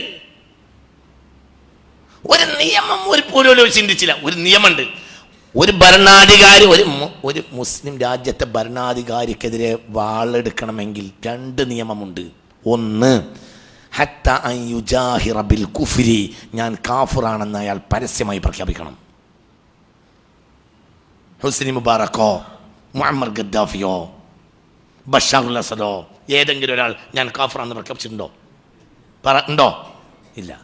ഔ യംന സ്വലാ, അല്ലെങ്കിൽ അയാൾ നിസ്കാരത്തെ തടയണം.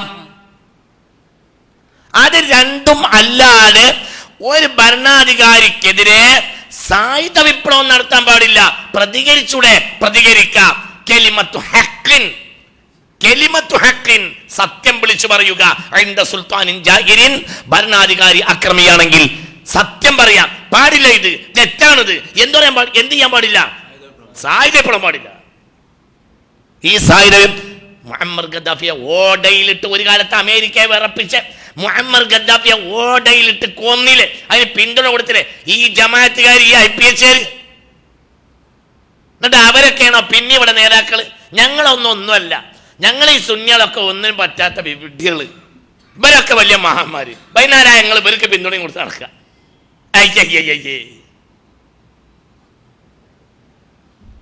ഡേസൻ കണക്കിന് പുസ്തകം ഉണ്ടോ ഇതിന്റെ കയ്യിലുണ്ട് IPH പ്രസിദ്ധീകരിച്ചത്. ഇനി പിൻവലിക്കാനൊന്നും പറ്റില്ല. എൻ്റെ ഞാൻ വാങ്ങിച്ചിട്ടുണ്ട്. എനിക്കറിയാത്ത ഒരു കാലത്ത് പിന്നെ ശരിക്കും ഡേസൻ കണക്കിന് പുസ്തകം. മുല്ലപ്പൂ വസന്തത്തിന് വേണ്ടി ഒരു മുല്ലപ്പൂവിൻ്റെ ചിത്രം വെച്ചിട്ട് വിശേഷാൽ പതിപ്പിറക്കി പ്രബോധനം പിന്തുണർത്തുകൊണ്ട്. എന്താണ് ആ രാജ്യത്തെ അവസ്ഥ? ആ രാജ്യങ്ങളൊന്നും മനുഷ്യന്മാർക്ക് സമാധാന ജീവിതമല്ല. തകർന്നുപോയി. തകരുന്നുള്ള കാര്യം ഉറപ്പാണ്. ഒരു ഭരണാധികാരിക്കെതിരെ സായുധ വിപ്ലവം നടത്താൻ പാടില്ല. അപ്പോൾ സ്വഹാബികൾ ചോദിച്ചു, നബിയെ പിന്നെന്താ നിങ്ങൾ ചെയ്യാം? അപ്പോൾ പറഞ്ഞു, ഫസ്ബിറു, നിങ്ങൾ ക്ഷമിക്കണം. അപ്പോൾ ചോദിച്ചു, ഹത്താ മതാ യാ റസൂലല്ലാഹ്, ഭരണാധികാരി ആക്രമിയായാൽ ഇതുവരെ ഞങ്ങൾ ക്ഷമിക്കണം. അപ്പോൾ പറഞ്ഞു, ഹത്താ തൽഖൗനി ഇൻദൽ ഹൗളി, ഹൗളുങ്കരയിൽ ഞാൻ നിൽക്കുന്നത് കാണുന്നത് വരെ ക്ഷമിക്കണം. അനങ്ങാൻ പാടില്ല. കാരണം അനങ്ങിയാൽ അവിടുത്തെ സാധാരണ ജനജീവിതം തകരും. അതിനെ തിരിച്ചുകൊണ്ടിരാൻ നിങ്ങൾക്ക് കഴിയൂല. എടാ, പാവപ്പെട്ട സ്വാലിഹത്ത് പാവപ്പെട്ട പെണ്ണുങ്ങളെ 1,70,000 പെണ്ണുങ്ങളാണ് തുർക്കിയിൽ മാത്രം പ്രസവിച്ചത്. എന്താ കാരണം? അന്ന് സുന്നത്യമായത്തിന്റെ ആലിമായ റമളാനിൽ ബൂത്തി എതിർത്ത് പുസ്തകം എഴുതി. സിറിയയിൽ പിറ്റേ വർഷം 2011 നിങ്ങൾ ചിന്തിക്ക്, ഇപ്പോൾ ഇതിനെതിരെ പുറപ്പെടുന്ന മുസ്ലിം നേതാക്കളും ജമാഅത്തുകാരും എന്റെ ഈ പ്രസംഗം കേൾക്കട്ടെ, എന്നിട്ട് അവർ പറയും. എന്നാൽ നിങ്ങളോടുകൂടെ എല്ലാത്തിനും ഞങ്ങളുണ്ട്, ഒരിക്കൽ ഞങ്ങൾ പിന്നിലല്ല. പക്ഷേ വിഷയങ്ങൾ പഠിക്കണം. എന്നിട്ട് നിയന്ത്രിക്കേണ്ടവരെ നിയന്ത്രിച്ചിട്ടില്ലെങ്കിൽ സമുദായത്തിനപ്പുറം ഒരു കൂട്ടർ വികൃതി കൊടുക്കുക, കാണിക്കുക. നമ്മൾ പിന്തുണ കൊടുത്താൽ എത്ര കാലം പിന്തുണ കൊടുക്കും? ചിന്തിക്ക്. ഇത് പഠിക്കാൻ തയ്യാറാകണം. എത്ര ജമാഅത്തിന് എങ്ങനെ മാറി നിൽക്കാൻ കഴിയും?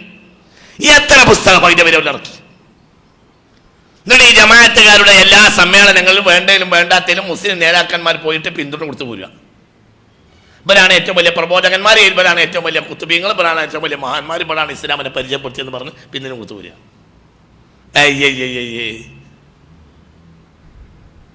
ഇത് ചിന്തിക്കണം. ഞാൻ കരുതി കൂട്ടി പറയാണെന്ന് പഠിക്കാൻ. പിറ്റേത്തെ വർഷം 2011 ജനുവരി 28 അലി എന്ന ചെറുപ്പക്കാരൻ സിറിയയിലെ ഒരു അലി അബ്ദുള്ള എന്ന ചെറുപ്പക്കാരൻ സിറിയയിലെ ഒരു ടൗണിൽ ഇതേ പണിയെടുത്തു. അതിന്റെ പിന്നാലെ ഈ പറഞ്ഞ തീവ്രവാദികളായ ആളുകൾ അങ്ങോട്ട് പിന്തുണയും കൊടുത്തു. അപ്പോൾ ബഷാറുൽ അസദിനെതിരെ, ബഷാറുൽ അസദ് നമുക്ക് അഭിപ്രായമില്ല, ബഷാറുൽ അസദ് ഒരു തരം ഷിയ ചിന്താഗതിക്കാരനാണ്, യോജിക്കാൻ നമുക്ക് കഴിയില്ല. പക്ഷേ അയാളുടെയും അയാളെ ബാപ്പ മുഹമ്മദ് അസദിൻ്റെയും ഒക്കെ കീഴിൽ ആ രാജ്യത്തെ ഹാഫിദ് അസദിൻ്റെയും ഒക്കെ കീഴിൽ, അതെ ഹാഫിദ് അസദിൻ്റെ കീഴിൽ ആ രാജ്യത്തെ ജനങ്ങൾക്ക് ആവറേജ് എന്തുണ്ടായിരുന്നു പറ? ഒരു സുരക്ഷിത അത്ര മതിയല്ലോ. മദ്ഹബ് തീരുമാനിക്കുന്നത് ഇവിടെയല്ലല്ലോ, അതിന്റെ തീരുമാനം അവിടെയല്ലേ. സാന്ദർഭികമായി അയാളാണ് ഭരണാധികാരി ആയത്, ആയിക്കോട്ടെ, ജനങ്ങൾക്ക് സമാധാനമാണ്, അങ്ങനെ പോയിക്കോട്ടെ. റമളാനുൽ ബൂത്തി എന്ന സുന്നി പണ്ഡിതൻ ബഷാറുൽ അസദിന്റെ സർക്കാരിനെ എതിർക്കരുത്, ജനാധിപത്യ മാർഗത്തിലൂടെ അല്ലാതെ സായുധ വിപ്ലവം നടത്തരുത് എന്ന് പറഞ്ഞ് ജിഹാദിനെ വ്യക്തമായി വിശദീകരിച്ചുകൊണ്ട് കിതാബ് എഴുതി റമളാനുൽ ബൂത്തി റഹ്മത്തുള്ളാഹി അലൈഹി. അദ്ദേഹത്തെ ആ വർഷം ഇവർ ബോംബെറിഞ്ഞ് കൊന്ന്. ശാഫിഈ പണ്ഡിതൻ, അശ്അരി പണ്ഡിതൻ, നമ്മളെ നേതാവ്, സുന്നി നേതാവ്. റമളാനുൽ ബൂത്തി അൽ ജിഹാദ് ഫിൽ ഇസ്ലാം, ഇസ്ലാമിൽ എന്തിനായുധം എടുക്കാം, എന്തിനായുധം എടുത്തുകൂടാ എന്നതിന് വ്യക്തമായി പുസ്തകം എഴുതിയപ്പോൾ സാക്ഷാൽ ജമാഅത്തുകാരന്റെ അപ്പോസ്തലനായ യൂസുഫുൽ ഖർളാവി റമളാനുൽ ബൂത്തിയെ കളിയാക്കി. ബീരു തെണ്ടി, ബീരു, ഇവനൊന്നും പണ്ഡിതനല്ല ആകേണ്ടത് എന്നാണ് വിഷയം. ആര് യൂസുഫുൽ ഖർളാവി. ഖർളാവി എപ്പോൾ ലോകത്ത് കാണാൻ തന്നെയില്ല. അപ്പൊ കർലാവില്ല, കോട്ടാവില്ല, ഒന്നുമില്ല. എവിടെ പോയടാ എന്റെ കർലാവി? ആർക്കിപ്പോ സിനിമ ഉണ്ടാക്കണ പണിയാ. എവിടെ പോയടാ എന്റെ കർലാവി? ജമാഅത്തുകാരാ, എവിടെയാണ് നിന്റെ കർലാവി? എടാ 2011 ഇതിനു വേണ്ടി സുന്നി നേതാക്കന്മാരെ കളിയാക്കിയ കർലാവി എവിടെയാണ് നിന്റെ കർലാവി? എവിടെയാണ് ഇപ്പൊ ലോകത്തെ കർലാവി? എവിടെയാണ് കർലാവി? മുസ്ലിം എന്റെ ഉണ്ടായാലും കോടിക്കണക്കായ മുസ്ലിം നിങ്ങൾ എവിടെയെന്ന് അറിയില്ല. ആയിരക്കണക്കായ കൊല്ലങ്ങളായി മുസ്ലിം ലോകം കൈവശം വെക്കുന്ന ഹലബ് എന്ന നാട്ടിലൊരു മനുഷ്യല്ല. ഹലബൊക്കെ തകർന്നാൽ അവിടെ കരയാത്തൊരു മനുഷ്യൻ ഉണ്ടാവില്ല. എന്താ ഹലബ് എന്ന് വിചാരിച്ച് അവിടെയൊക്കെ കിടക്കുന്ന സ്വഹാബികളെ കബറിന് കയ്യും കണക്കില്ല. സ്വഹാബികൾക്ക് ഇഷ്ടപ്പെട്ട ഏറ്റവും നല്ല നാടാണ് എന്ത്? സിറിയ. തരിപ്പണാക്കി അനങ്ങരുത്. പ്രശ്നം ഉണ്ടാക്കിയാൽ ഇത് പരിഹരിക്കാൻ പിന്നെയുള്ള ജനങ്ങൾക്ക് കഴിയില്ല എന്ന് റമദാൻ പൂത്തി കിതാബ് എഴുതി അതിന്റെ പേരിൽ റമദാനിൽ പൂത്തിയ ബോംബെറിഞ്ഞ് കൊന്ന് ഈ ജമാഅത്തുകാരുടെ പിന്നിൽ പണിയെടുത്ത വിമത സമൂഹം. പിന്നെ നമ്മൾ പിന്തുണ കൊടുക്കണ്ടേ? ഒരു കുതിര വിടുക, അതിന്റെ പരിപാടിയാ. ചിന്തിക്ക്. ഈ ISIS പുറത്തിറങ്ങിയപ്പോൾ ആദ്യമായി ISISന് ഇസ്ലാമികമല്ല, ISISന് ജമാഅത്ത് അത് അംഗീകരിക്കാവുന്ന സമൂഹമല്ല, അയാൾ ഖലീഫയല്ല, അയാൾ അംഗീകരിക്കാൻ പാടില്ല എന്ന് ലോകത്തെ വിളിച്ചു പറഞ്ഞ മഹാപണ്ഡിതന്മാരിൽ ഒരാളാണ് എൻ്റെ ഉസ്താദ് കൂടിയായ ഇബ്രാഹിം സാലിഹ് ഹുസൈനി തൊവ്വലല്ലാഹു അംറഹു. 126 പണ്ഡിതന്മാർ ഒപ്പിട്ട് കൊടുത്തിട്ടുണ്ട്. 126 ലോകത്താദ്യമായി ISIS പുറത്തിറങ്ങിയപ്പോൾ അപ്പോൾ ISISനെ പിന്തുണക്കുന്ന സൈറ്റ് ജമാഅത്തിനുണ്ടായിരുന്നു. ജമാഅത്തിന് ശരിക്കാൻ കഴിയില്ല. ISISനെ അംഗീകരിച്ചുകൊണ്ടും പിന്തുണച്ചുകൊണ്ടും സൈറ്റ് ഉണ്ടായിരുന്നു അന്ന്. ആർക്ക്? ജമാഅത്തിന്. ആ സമയത്ത് 126 സുന്നി പണ്ഡിതന്മാർ UAE ഒരുമിച്ച് കൂടി ISISനെതിരെ ISIS പ്രശ്നം തുടങ്ങുന്ന മുമ്പ് അവർ പുറത്ത് വന്ന് അബൂബക്കർ ബഗ്ദാദി ലോക മുസ്ലിം ഇമാമായി വാഴ്ത്തപ്പെട്ട സാഹചര്യത്തിൽ ഇത് തെറ്റാൻ, ഇത് നാശത്തിലേ എത്തൂ എന്ന് പറഞ്ഞ് 126 പണ്ഡിതന്മാർ ഒപ്പിട്ട് കത്ത് കൊടുത്തിട്ടുണ്ട്. അതിൽ ഒരാൾ ഇബ്രാഹിം സാലിഹുൽ ഹുസൈനിയാണ്. എൻ്റെ കയ്യിലുണ്ട് കത്ത്. അർ-റിസാലത്തുൽ മഫ്തൂഹ ഇലാ അബൂബക്കറിൽ ബഗ്ദാദി. ഒന്ന് എൻ്റെ ഉസ്താദ് കൂടിയായ മഹാനായ ഇബ്രാഹിം സാലിഹുൽ ഹുസൈനിയാണ്. ഇതൊക്കെ വസ്തുതയല്ലേ? എൻ്റെ കയ്യിലുണ്ട് പ്രമാണം. പറഞ്ഞോട് തെറ്റിയില്ലേ? അന്ന് ISISനെ പിന്തുണക്കുന്ന സൈറ്റ് ജമാഅത്തെ ഇസ്ലാമിക്കുണ്ട്. ഇപ്പം എല്ലാം കൂടി പൊളിഞ്ഞ് നാശമായി കഴിഞ്ഞപ്പോൾ പിന്നെ എല്ലാവരും കൂടി ഒരുമിച്ച് കൂടിയിട്ട് ഉണ്ടാവുക ഞങ്ങളുണ്ട്. ഏതെങ്കിലും എവിടെയെങ്കിലും ഒരു പള്ള പൊന്തിയാൽ അതിൻ്റെ ആൾ നമ്മളാണെന്നറിയാം, ഒക്കെ നമ്മളാണെന്നറിയാം. എവിടെ നടന്നാലും അതിന് 8 കാലി മമ്മൂഞ്ഞിനറിയാം. ആ 8 കാലി മമ്മൂഞ്ഞിയുടെ കളിയാണ് ഇപ്പോൾ ഈ കളിക്കുന്നത്. അപ്പോൾ ചിന്തിക്കണം, ഇവിടെ എന്ത് ചരിത്രത്തിൽ നടന്നു, എന്ത് ശരിയല്ല എന്ന് പരിശോധിക്കാൻ ദയവായി മുസ്ലിം നേതാക്കന്മാർ തയ്യാറായി അവർക്ക് മൊറട്ടോറിയം പ്രഖ്യാപിക്കണം. സുന്നികൾക്ക് തിരുത്തേണ്ടയില്ല, സുന്നികളുടെ ആളാകാൻ വേണ്ടി ഒരു പണിയും ചെയ്തിട്ടില്ല. എന്നാൽ സമൂഹ ശരീരത്തിൻ്റെ പൊതുവായ ഘടനയിൽ നിന്ന് ഒരിക്കലും സുന്നികൾ മാറിപ്പോവുകയും ഒരിക്കലുമില്ല. അത് നിങ്ങൾ വിചാരിക്കണ്ട. ഏതെങ്കിലും നിങ്ങൾ മൂല്യന്മാർ മരിച്ചു, കുറച്ച് മൂല്യന്മാർ സുഖമില്ലാതെ കിടക്കുമ്പോൾ സുന്നികളെല്ലാം കൂടി ചുരുട്ടിക്കൂട്ടി തൊള്ളിയിലാക്കി മുണുങ്ങാമെന്ന് വിചാരിക്കുന്നുണ്ടെങ്കിൽ നിങ്ങൾക്ക് സ്വക്കടാന്നേ, നിങ്ങളെ ഗുളിക കഴിഞ്ഞോണ്ടതിന് മാനുള്ളൂ. സുന്നികളെ ചുരുട്ടിക്കൂട്ടിയിട്ട് വായിലാക്കി മുണുങ്ങലൊന്നും ഇവിടെ നടക്കുന്ന കാര്യമല്ല. അങ്ങനെയൊക്കെ ചില ആളുകൾക്ക് ധാരണ ഉണ്ടാവും. അതൊന്നും നടക്കൂല. കാരണം അത് ഫതിൽക സബീലുൻ ലസ്തു ഫീഹി ബിഔഹദി. ഇത് ഒരാൾ മാത്രമൊന്നുമല്ല, ഇതൊരു മാർഗ്ഗമാണ്. ഇതിൽ ആൺകുട്ടികൾ വന്നുകൊണ്ടേയിരിക്കും. അപ്പോൾ ഇത് വളരെ ചിന്തിക്കണം. ഞാൻ ഇത് പറയാൻ കാരണം ലിയുൻദിറ മൻകാന ഹയ്യൻ എന്ന ആയത്തിൻ്റെ മുന്നിൽ കിട്ടിയതുകൊണ്ട് പറഞ്ഞതാണ്. നമ്മൾ എന്നും ചെണ്ടയായി തല്ലുള്ള എന്നും നമ്മൾ യാഥാസ്ഥികന്മാരും പ്രശ്നമില്ലാത്ത ഞങ്ങളുടെ കഴിഞ്ഞ യോഗത്തിന് വന്നിട്ട് നമ്മളോട് പഠിപ്പിക്കില്ല നിങ്ങളെയാണ് എങ്ങനെയാണ് അന്നത്തെ തല്ലിൽ നമുക്ക്, പിന്നത്തെ തല്ലിൽ നമുക്ക്. നമ്മളെ പണി എന്താ? തല്ലുള്ള. സുന്നിയുടെ പണി തല്ലുള്ള. ഇതൊന്നും നടക്കുന്ന കാര്യമല്ല. എന്താണ് ഇവിടെ നടന്നത്, എന്താണ് നടക്കുന്നത് എന്ന് പരിശോധിക്കാൻ മുസ്ലിം സ്കോളേഴ്സ് തയ്യാറാകണം. ഇമാം അക്ബറിന്റെ ദഅവ രീതിയെ അംഗീകരിക്കാൻ പറ്റൂല, സാക്കിർ നാക്കിറിന്റെ ദഅവ രീതിയെ അംഗീകരിക്കാൻ പറ്റും. എന്നാൽ അങ്ങനത്തെ ഒരു വിദ്യയെ അംഗീകരിക്കാം. അത് പഠിക്കേണ്ട വിദ്യ, പക്ഷെ ആവശ്യത്തിനല്ലാതെ ഉപയോഗപ്പെടുത്താൻ അത് സ്വാഭാവികമായും പഠിക്കുന്നവർ ഇനിയുണ്ട്. മുഖാന്തരത്തിൽ അധ്യാൻ മതങ്ങൾ താരതമ്യ പഠനം എന്നുള്ളതിൽ പ്രധാനപ്പെട്ട പഠനശാലയായി ഇന്നും ലോകത്ത് അതൊക്കെ ചെയ്യേണ്ടതുണ്ട്. അതിനൊക്കെ ആളുകൾ ഉണ്ടാവുകയും ചെയ്യും. അതൊക്കെ നല്ല നല്ല കരുത്തുള്ള ആളുകൾ വരും. അതൊക്കെ അതിന്റെ സമയത്താണ് വരുന്നത്.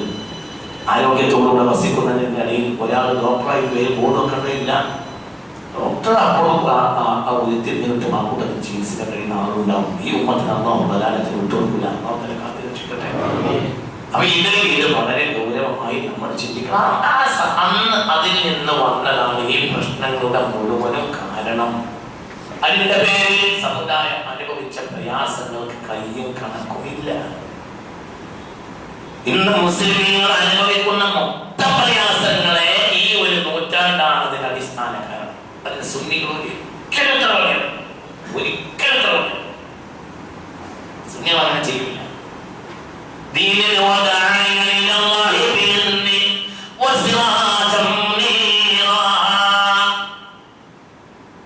ഇതാണ് ബേസ്. മുത്ത് മുഹമ്മദ് മുസ്തഫ മദീനയിൽ വന്നു. മുസ്ലിമീങ്ങളെല്ലാം ഗൾഫും പൊട്ടി വന്നു. അപ്പോൾ ജൂതന്മാരും ക്രൈസ്തവരും വന്നു. അവരിത് വലിയ ആളാന്ന് കേട്ടു. അപ്പോൾ ഇയാളൊന്ന് കാണാനെന്ന് വിചാരിച്ച് അവരും വന്നു. ഈ വരവ് എന്നും ഇവിടെ വരും. ഖിയാമത്ത് നാൾ വരെ ഈ വരവാണ് പ്രബോധനത്തിന്റെ ബേസ്. അങ്ങനെ തൊട്ട് അടുത്ത വൃത്തത്തിലൊക്കെ ആര് നിന്നു? മുസ്ലിമീങ്ങൾ നിന്നു. ജൂതന്മാരിങ്ങനെ കണ്ടു കഴിഞ്ഞു. ഇങ്ങനെ കുറച്ച് മാറി നിന്നു. ജൂത നേതാവായ അബ്ദുല്ലാഹി ഇബ്നു സലാം ഉണ്ട് ആ കൂട്ടത്തിൽ. ജൂതന്മാരുടെ നേതാവ് അബ്ദുല്ലാഹി ഇബ്നു സലാം. അബ്ദുല്ലാഹി ഇബ്നു സലാം ഇങ്ങനെ നോക്കി നബിയെ. ഫഖാല നഫ്സുഹു ലഹു. അപ്പോൾ ഫഖാലത്ത് നഫ്സുഹു ലഹു. അബ്ദുല്ലാഹി ഇബ്നു സലാമിന്റെ മനസ്സ് അബ്ദുല്ലാഹി ഇബ്നു സലാമിനോട് പറഞ്ഞു, അബ്ദുല്ലാഹ് ലൈസ ബിവജ്ഹിക കദ്ദാബിൻ. യാ കണ്ണനല്ല. എന്താ അതോടുകൂടെ അബ്ദുല്ലാഹി ഇബ്നു സലാമിന്റെ മനസ്സ് മാറി. നോക്കി നിൽക്കാൻ ആര്? റസൂലുള്ളാഹിന്റെ ഒപ്പം ദഫടിച്ചു പോയ ആളുകൾ. അപ്പൊ ജൂതന്മാർ നബിയെ കാണാൻ വന്നു, ക്രിസ്ത്യാനികളും. ആ കൂട്ടത്തിൽ ജൂത നേതാവായ അബ്ദുല്ലാഹി ഇബ്നു സലാം. അബ്ദുല്ലാഹി ഇബ്നു സലാം ഇങ്ങനെ നിന്ന് നബിയെ നോക്കുമ്പോൾ അദ്ദേഹത്തിന്റെ അന്തരംഗം അദ്ദേഹത്തോട് പറഞ്ഞു, ലൈസ ബിവജ്ഹിക കദ്ദാബിൻ. ഇതൊരു കള്ളനല്ല, ഇതിൽ കള്ള ലക്ഷണമുള്ള ആളല്ല, ഇതിൽ കള്ളന്റെ മുഖമല്ല. ആ അബ്ദുല്ലാഹി ഇബ്നു സലാമാണ് പിന്നെ സ്വഹാബികളിൽ ഏറ്റവും മഹാനായിട്ടുണ്ടാവും. ആ അബ്ദുല്ലാഹി ഇബ്നു സലാമിനെ പറ്റി ഇറങ്ങിയ ആയത്താണ് വല്ലദീന യുഅ്മിനൂന ബിമാ ഉൻസില ഇലൈക. ഓടട, അത് അബ്ദുല്ലാഹി ഇബ്നു സലാമിനെ പറ്റി ഇറങ്ങിയ ആയത്താണ് വല്ലദീന യുഅ്മിനൂന ബിമാ ഉൻസില ഇലൈക വമാ ഉൻസില മിൻ ഖബ്ലിക വബിൽ ആഖിറതി ഹും യുഖിനൂന ഉലൈക അലാ റബ്ബി റബ്ബിഹിം വഉലൈക ഹുമുൽ മുഫ്ലിഹൂൻ. ഇത് സ്റ്റേജിലെത്തിയിട്ട് വാദപ്രയോഗം നടത്തിയിട്ടല്ല. ധന്യ മുസ്ലിം നേതാക്കന്മാർ അവര് ജനതയിൽ വന്ന ആർക്കും പറയും അവരത്രയും വലിയ ആളുകളാണ്. അവരെ കണ്ടാൽ അവർ ദൈവത്തിന്റെ ആളുകളാണ്. അങ്ങനെ തന്നെയാണ് ഇവിടെ ഈ കോഴിക്കോട്ട് സാമൂതിരി ഭരിച്ചിരുന്ന കാലത്ത് ക്ഷേത്രത്തിൽ പോകാത്തവർക്ക് ഒരു പണിഷ്മെന്റും ഇല്ല. ജുമഅക്ക് പോകാത്തവർക്ക് പണിഷ്മെന്റ് ഉണ്ട്, ജയിലിലാണ്. അടുത്ത ജുമഅ വരെ ജയിലിലിടും. എന്നിട്ട് പട്ടാളക്കാർ കൊണ്ടുപോയിട്ട് അടുത്ത ജുമഅ നിസ്കരിച്ചു വിടും. അതാണ് ശിക്ഷ.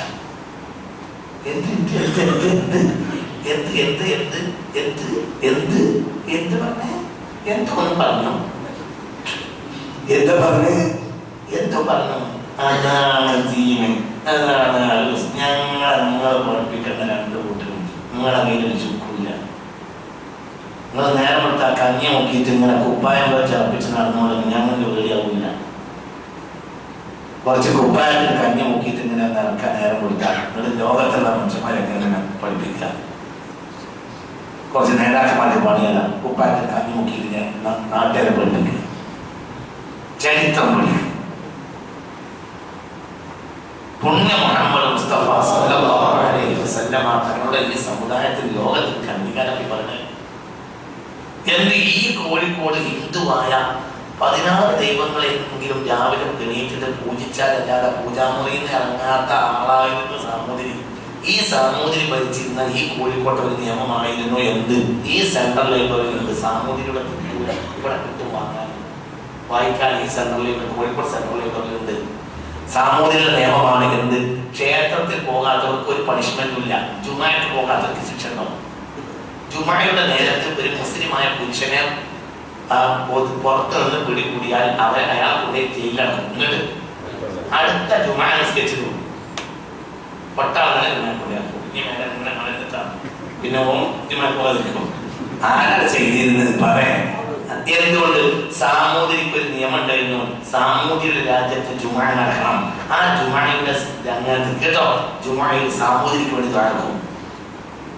സാമൂതിരിക്ക് വേണ്ടി ദ്വാരക്കാൻ മഖ്ദൂമികൾ കൽപ്പിച്ചു. എന്ത് എന്ത് എന്ത് എന്ത് എന്താ പറഞ്ഞത്? എന്ത് എന്താണ് പറഞ്ഞത്? എന്താണ് ഞാൻ പറഞ്ഞത്? എന്താ ഞാൻ പറഞ്ഞത്? ജുമാക്ക് വെള്ളിയാഴ്ച ഭരണാധികാരി വെള്ളിയാഴ്ചയുള്ള ദ്വയല്ലേ? ആ ദ്വയൽ ആർക്ക് വേണ്ടി ദ്വയക്ക? വാലി, ഭരണാധികാരി. ആരുടെ വാലി? 16 ദൈവങ്ങളെ നേരം പൂജിക്കുന്ന വാലി. ഈ വാലിക്ക് വേണ്ടി എന്ത് ചെയ്യാൻ ദ്വയക്ക? ആര്? മാപ്പിളാരി. ഇവരാണ് ലോകത്തെ മുത്തഖികള്, അല്ലാതെ ഈ ഞാനല്ല. ആ മനസ്സിലായില്ലേ? ആ ജുമാ അവിടെ നടക്കണം. എന്റെ രാജ്യത്തിനുള്ള ബർക്കത്തും സമൃദ്ധിയും ആ പ്രാർത്ഥന കൊണ്ടാണെന്ന് വിശ്വാസം ആർക്കുണ്ടായിരുന്നു? അതാണ് മാപ്പിളാരി. ഈ സെൻട്രൽ ലൈബ്രറി പോയിട്ട് വായിച്ചോ. സെൻട്രൽ ലൈബ്രറി കിട്ടും, സമ്മതി കിട്ടും. മറ്റൊരു കിട്ടൂല. എന്താ? ഒരു ഹിന്ദു വീട്ടിൽ, കോഴിക്കോട്ടെ കടപ്പുറത്തെ ഹിന്ദു വീടുകളിൽ 3 ഹിന്ദുവായ ആൺകുട്ടികൾ ജനിച്ചാൽ 4ാമത്തെ ജനിക്കുന്ന ആൺകുട്ടിയെ മുസ്ലിമാക്കണം. സമുദ്രം 3 ആൺകുട്ടികൾക്ക് ശേഷം ഒരു അരയാന് മുഖമായി അരയാമാർക്ക് 3 ആൺകുട്ടികൾ ഉണ്ടായിട്ട് പിന്നെ ഒരു ആൺകുട്ടി ഉണ്ടായാൽ 4ാം വേദം സ്വീകരിപ്പിക്കുക. ആരുടെ നിയമം? സമുദ്രം. എന്നിട്ട് ഹിന്ദു വീട്ടിൽ സംരക്ഷിക്കണം. അച്ഛന് ഹിന്ദു, അമ്മ ഹിന്ദു, മകൻ മുസ്ലിമായി അവർക്ക് ജീവിക്കണം. വലുതായി പെണ്ണ് കെട്ടിച്ചു കൊടുത്തിട്ട് മാപ്പിളച്ചനെ കെട്ടിച്ചു കൊടുത്ത് നല്ല വീട് വെച്ച് മാറ്റി കൊടുക്കുക. അതിന് അച്ഛൻ. ഇങ്ങനെ കുറെ കാലം കഴിഞ്ഞപ്പോൾ മുസ്ലിം വീടുകൾ ഉണ്ടായി. എവിടെ? കടപ്പുറത്ത്. അവരെ ഉയിസ്ലാമാർ എന്ന് വിളിച്ചു. ഉയിസ്ലാമാർ പുതു മുസ്ലിമീങ്ങൾ, പുതിയ ഇസ്ലാം. അതാണ് ഇസ്ലാം.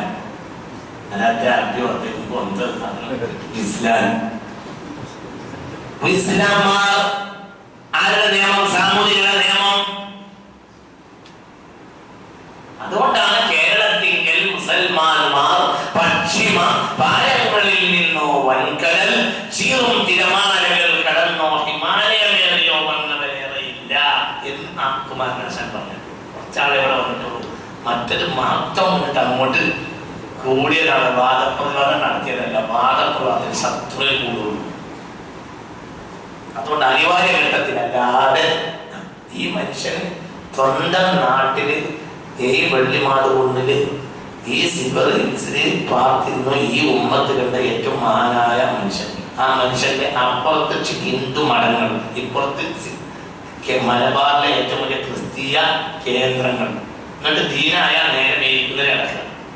ആരാശുപത്രിയിൽ അവരെ വലിയ സൗഹൃദം. മനസ്സിലായില്ല? ഷംസുൽ സ്വർക്കടായ കിടന്നിരുന്നത് നിർമ്മലയിൽ. ആരാശുപത്രി? ക്രിസ്ത്യാനികളുടെ ആശുപത്രി. വലിയ സൗഹൃദം. വല്ലാതെ കളിച്ചപ്പോൾ 2 ദിവസം മഞ്ചേരി പ്രസംഗിച്ച് അതിശാക്കി. അതോടെ കൊട്ടഴിഞ്ഞ പാതാല് അവർക്ക് കെട്ടുകെട്ടി പോയി. പിന്നെ അറിവിനെ നാട്ടിൽ പറ്റില്ല. അത്രയും എല്ലാവർക്കും പോയി ചേർക്കേണ്ട ആവശ്യമില്ല. ചെയ്യേണ്ടത് ഇല്ലെങ്കിൽ വിദ്വേഷം വളരുക.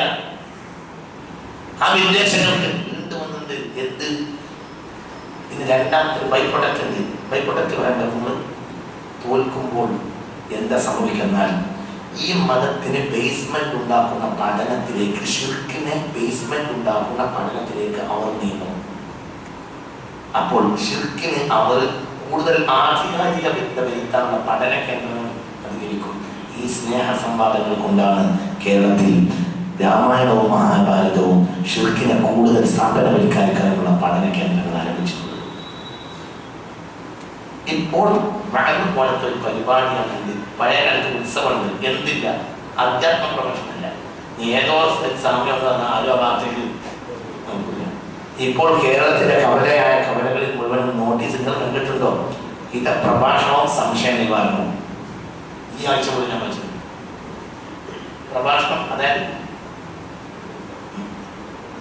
സംശയ നിവാരണം. ഇതിൽ വരുന്ന വേറൊരു ആപത്ത് എന്താണ്? ആപത്ത് ഞാൻ പറഞ്ഞു തരാം. ഇപ്പുറത്തിരിക്കുന്നവനേക്കാൾ നാവുള്ള ഒരാൾ അപ്പുറത്തിരുന്നാൽ എന്താ സംഭവിക്കാം? എന്താണ് സംഭവിക്കാം? തൗഹീദ് തോൽക്കും, ശിർക്ക് നീക്കും.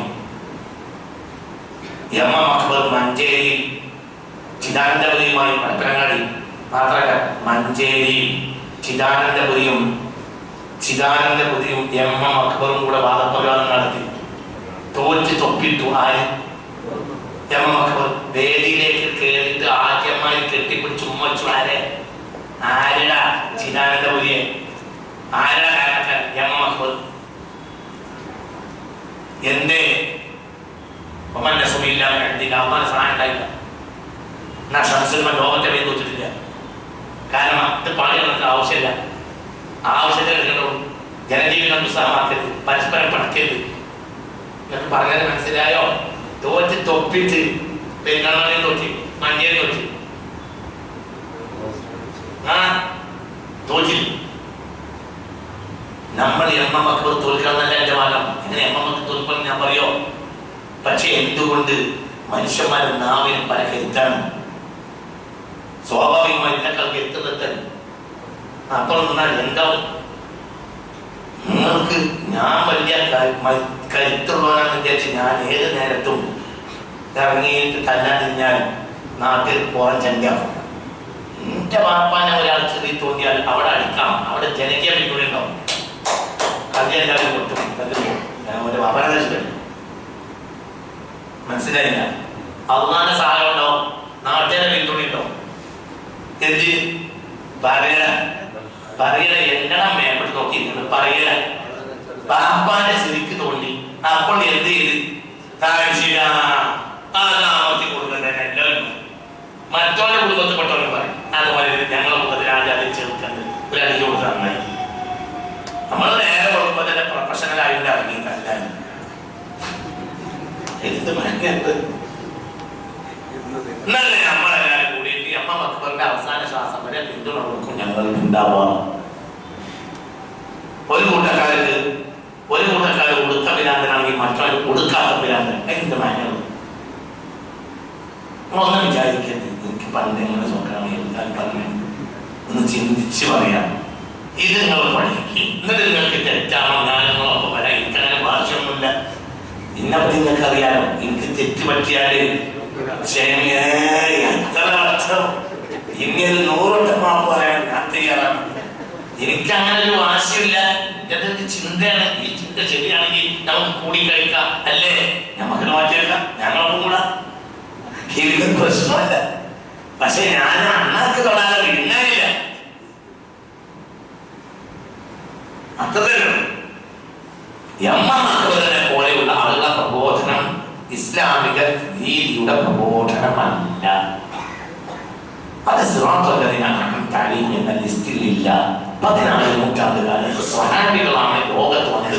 അവർ ഒരു ഭൂരിപക്ഷ സമൂഹം, പ്രത്യേകിച്ച് ഇന്ത്യയെ പറ്റി ആലോചിക്കണം. ഇന്ത്യ അവിടെ അങ്ങനെ ചെയ്തില്ലേ, ഇങ്ങനെയും മറ്റേ ആൾ ഇങ്ങനെ പറഞ്ഞില്ലേ, അഹമ്മദ് ദീദാത്ത് അവിടെ പ്രസംഗിച്ചില്ല എന്നതല്ല. അതല്ല, അഹമ്മദ് ദീദാത്ത് പ്രസംഗിച്ച നാടും ഇന്ത്യയും ഒരു വ്യത്യാസമുണ്ട്. ഓരോ നാട്ടിലും ആ അതാത് നാടിനെ പരിഗണിക്കണം. അവിടുത്തെ ജോഗ്രഫി, അവിടുത്തെ ഹിസ്റ്ററി, അതൊക്കെ പരിഗണിക്കാൻ ബഹുമാനം പറ്റില്ല.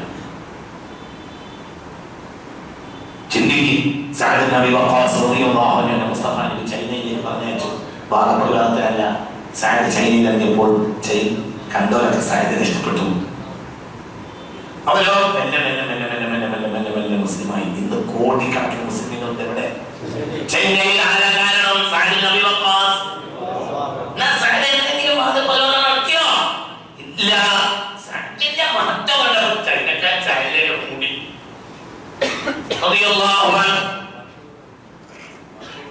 ഭാഷ പോലും എന്തിന്?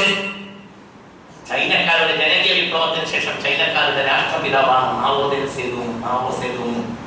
അസ്ലി മുസ്ലിമാണ്.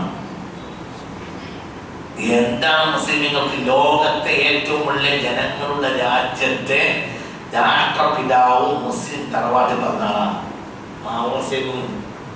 അയാളുടെ ബാപ്പ അയാളുടെ മഹലിൽ മരണം വരെ കൗതുകം. ആരുടെ ബാപ്പ? മാവോ സേതുങ്ങിന്റെ ബാപ്പ. അയാളാണ് ലോകത്തെ ഏറ്റവും കൂടുതൽ ആളുകൾ അധിവസിക്കുന്ന ചൈനയുടെ രാഷ്ട്രപിതാവ് മാവോയാണ്. ആ മാവോയുടെ ബാപ്പ മുസ്ലിമാണ്. മാവോയുടെ അനുജൻ മുസ്ലിമാണ്. ഖാദിയാണ്. സ്വന്തം അയൽ ഖാദിയാണ് മാവോ സേതുങ്. ഇതൊക്കെ എവിടെ നിന്നുണ്ടായതാണ്? മഹാനായ ഖാജയിൽ നിന്ന് എന്തൊക്കെ ഉണ്ടായി? രാജാക്കന്മാർ പെരുമാറി. ഈ കോഴിക്കോട് പ്രസംഗിക്കുന്നത് ഞാൻ കേട്ടിട്ടുണ്ട്.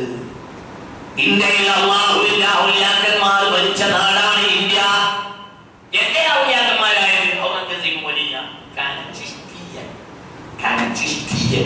ചിശ്തി ത്വരീഖത്തിൽ അംഗമായിരുന്നു. ആര്? ഔറംഗസീബ്. ചിശ്തി ത്വരീഖത്തിൽ ആരുടേതാണ്? ഖാജയുടെ. മനസ്സിലായില്ലേ? ചിശ്തി ത്വരീഖത്തിൽ അംഗമാണ് ആര്? അവർ പാരായണത്തി ആര്? ഔറംഗസീബ് അഹ്മദ് സൂഫി, സാലിഹായ സൂഫി, ഖുർആൻ പകർത്തിയതിൽ തൊപ്പിലുള്ളിൽ ജീവിച്ചു സൂഫി. കോടാനക്കോടി മനുഷ്യർക്ക് ജീവാവുന്നായ ആത്മീയ വെളിച്ചം നൽകി ആര്? ചിശ്തി. വാദപ്രതിവാദമല്ല. ആ സൂഫികളെ മൊത്തത്തിൽ മുഹാബികൾ തള്ളി, സൂഫികളൊക്കെ തള്ളി. എന്നിട്ട് അവരെ വൈകുന്നേരം ഇങ്ങനെ വൈകുന്നേരം ആളുകൾക്ക് പഴയ കാലത്ത് നവോദയ കലാസമിതിയുടെ നാടകം എന്ന് പറയുമ്പോൾ ഓരോരുത്തർ നാടകത്തിന് ഒരു സ്റ്റേജ് കെട്ടി ഇങ്ങനെ കളിക്കാൻ നടക്കും. സൂഫികളൊക്കെ തള്ളി. ഒരൊക്കെ പോയി, ഒരൊക്കെ കഞ്ചാവൂല്യന്മാർ. സൂഫികളൊക്കെ അള്ളാഹിനെ പറ്റി ഇഷ്ക പാടിയപ്പോൾ വഹാബികൾ പറഞ്ഞത് അവരൊക്കെ കഞ്ചാവൂല്യന്മാരാണ്.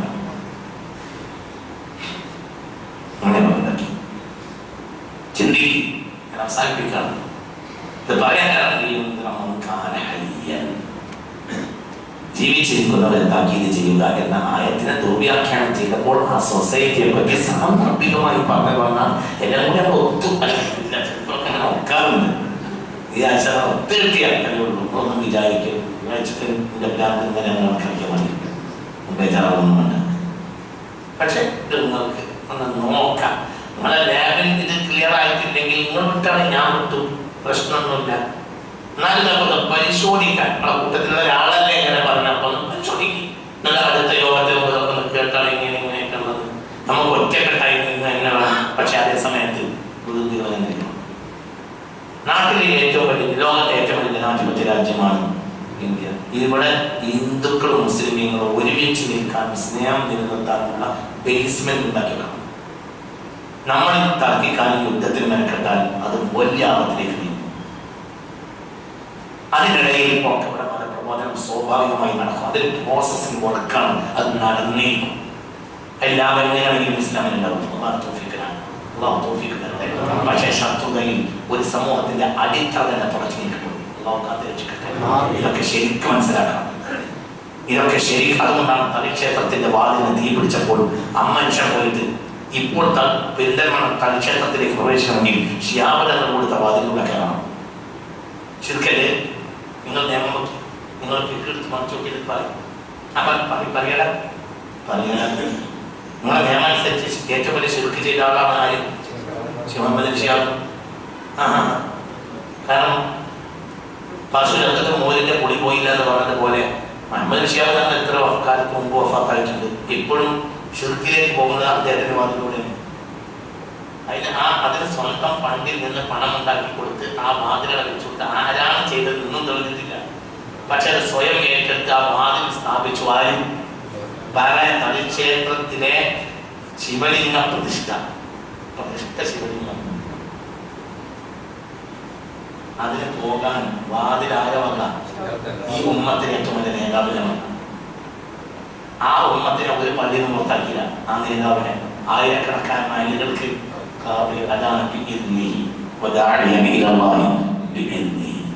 അതാണ് സമ്മതമുള്ള സമൂഹം. അള്ളാന്റെ സമ്മതമുള്ള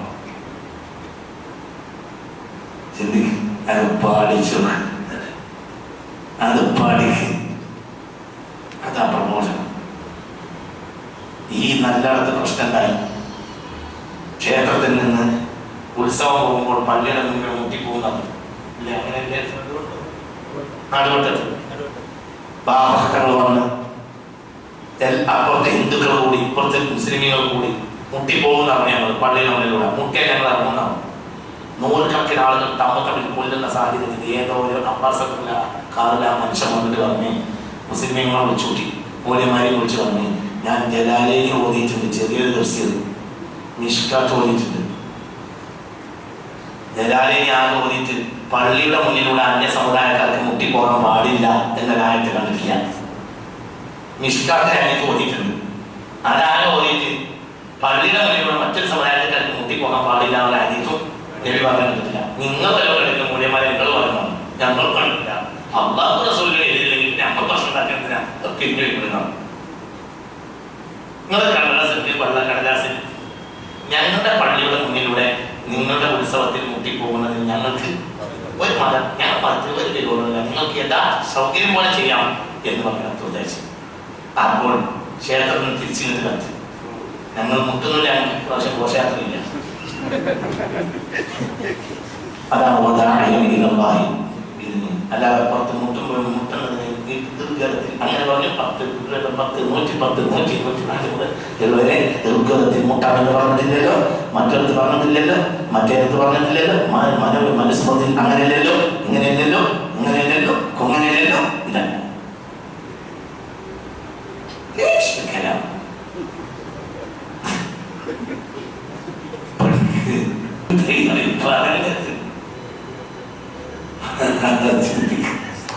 ഞാൻ അവസാനിപ്പിക്കുകയാണ്. ഇൻഷാ അല്ലാഹ് ഇതിവിടെ ഇത് ഒരു കർമ്മരക്ഷയാണ്. എന്നാൽ മുസ്ലിം സമൂഹം യോജിച്ച് മുന്നോട്ട് പോകും. അള്ളാഹു അവർക്ക് അനുഗ്രഹിക്കട്ടെ, അള്ളാഹു തൗഫീഖ് നൽകട്ടെ, അള്ളാഹു സാലിഹീങ്ങളിൽ മുത്തഖീങ്ങളെ ഉൾപ്പെടുത്തട്ടെ. പരസ്പരം പൊരുത്തപ്പെട്ടും യോജിച്ചും മുന്നോട്ട് പോകാൻ അള്ളാഹു സഹായിക്കട്ടെ. മഴതനി അടക്കം ഒരു നിരക്കും സാമൂഹിക രാഷ്ട്രീയ സാമൂഹിക രംഗത്ത് നമുക്കൊരു താല്പര്യമില്ലാത്ത ആളാണ് നാസർ മഅദനി. അയാൾ പുറത്തു വന്നപ്പോഴെല്ലാം മുസ്ലിം സമുദായത്തിന് നാശം കേട്ടു. എന്നാൽ അയാൾ പോലും വിചാരണയില്ലാതെ തടങ്കലിൽ വെക്കപ്പെടരുത്. അള്ളാഹു അതിന് പരിഹാരം ഉണ്ടാക്കി തരട്ടെ. രാജ്യത്തെ ഭരണാധികാരികൾ കണ്ണു തുറന്ന് അതിനൊക്കെ പരിഹാരം ഉണ്ടാക്കി തരണമെന്നും താഴ്മയായി അപേക്ഷിക്കുന്നു. അതൊക്കെ വേറെ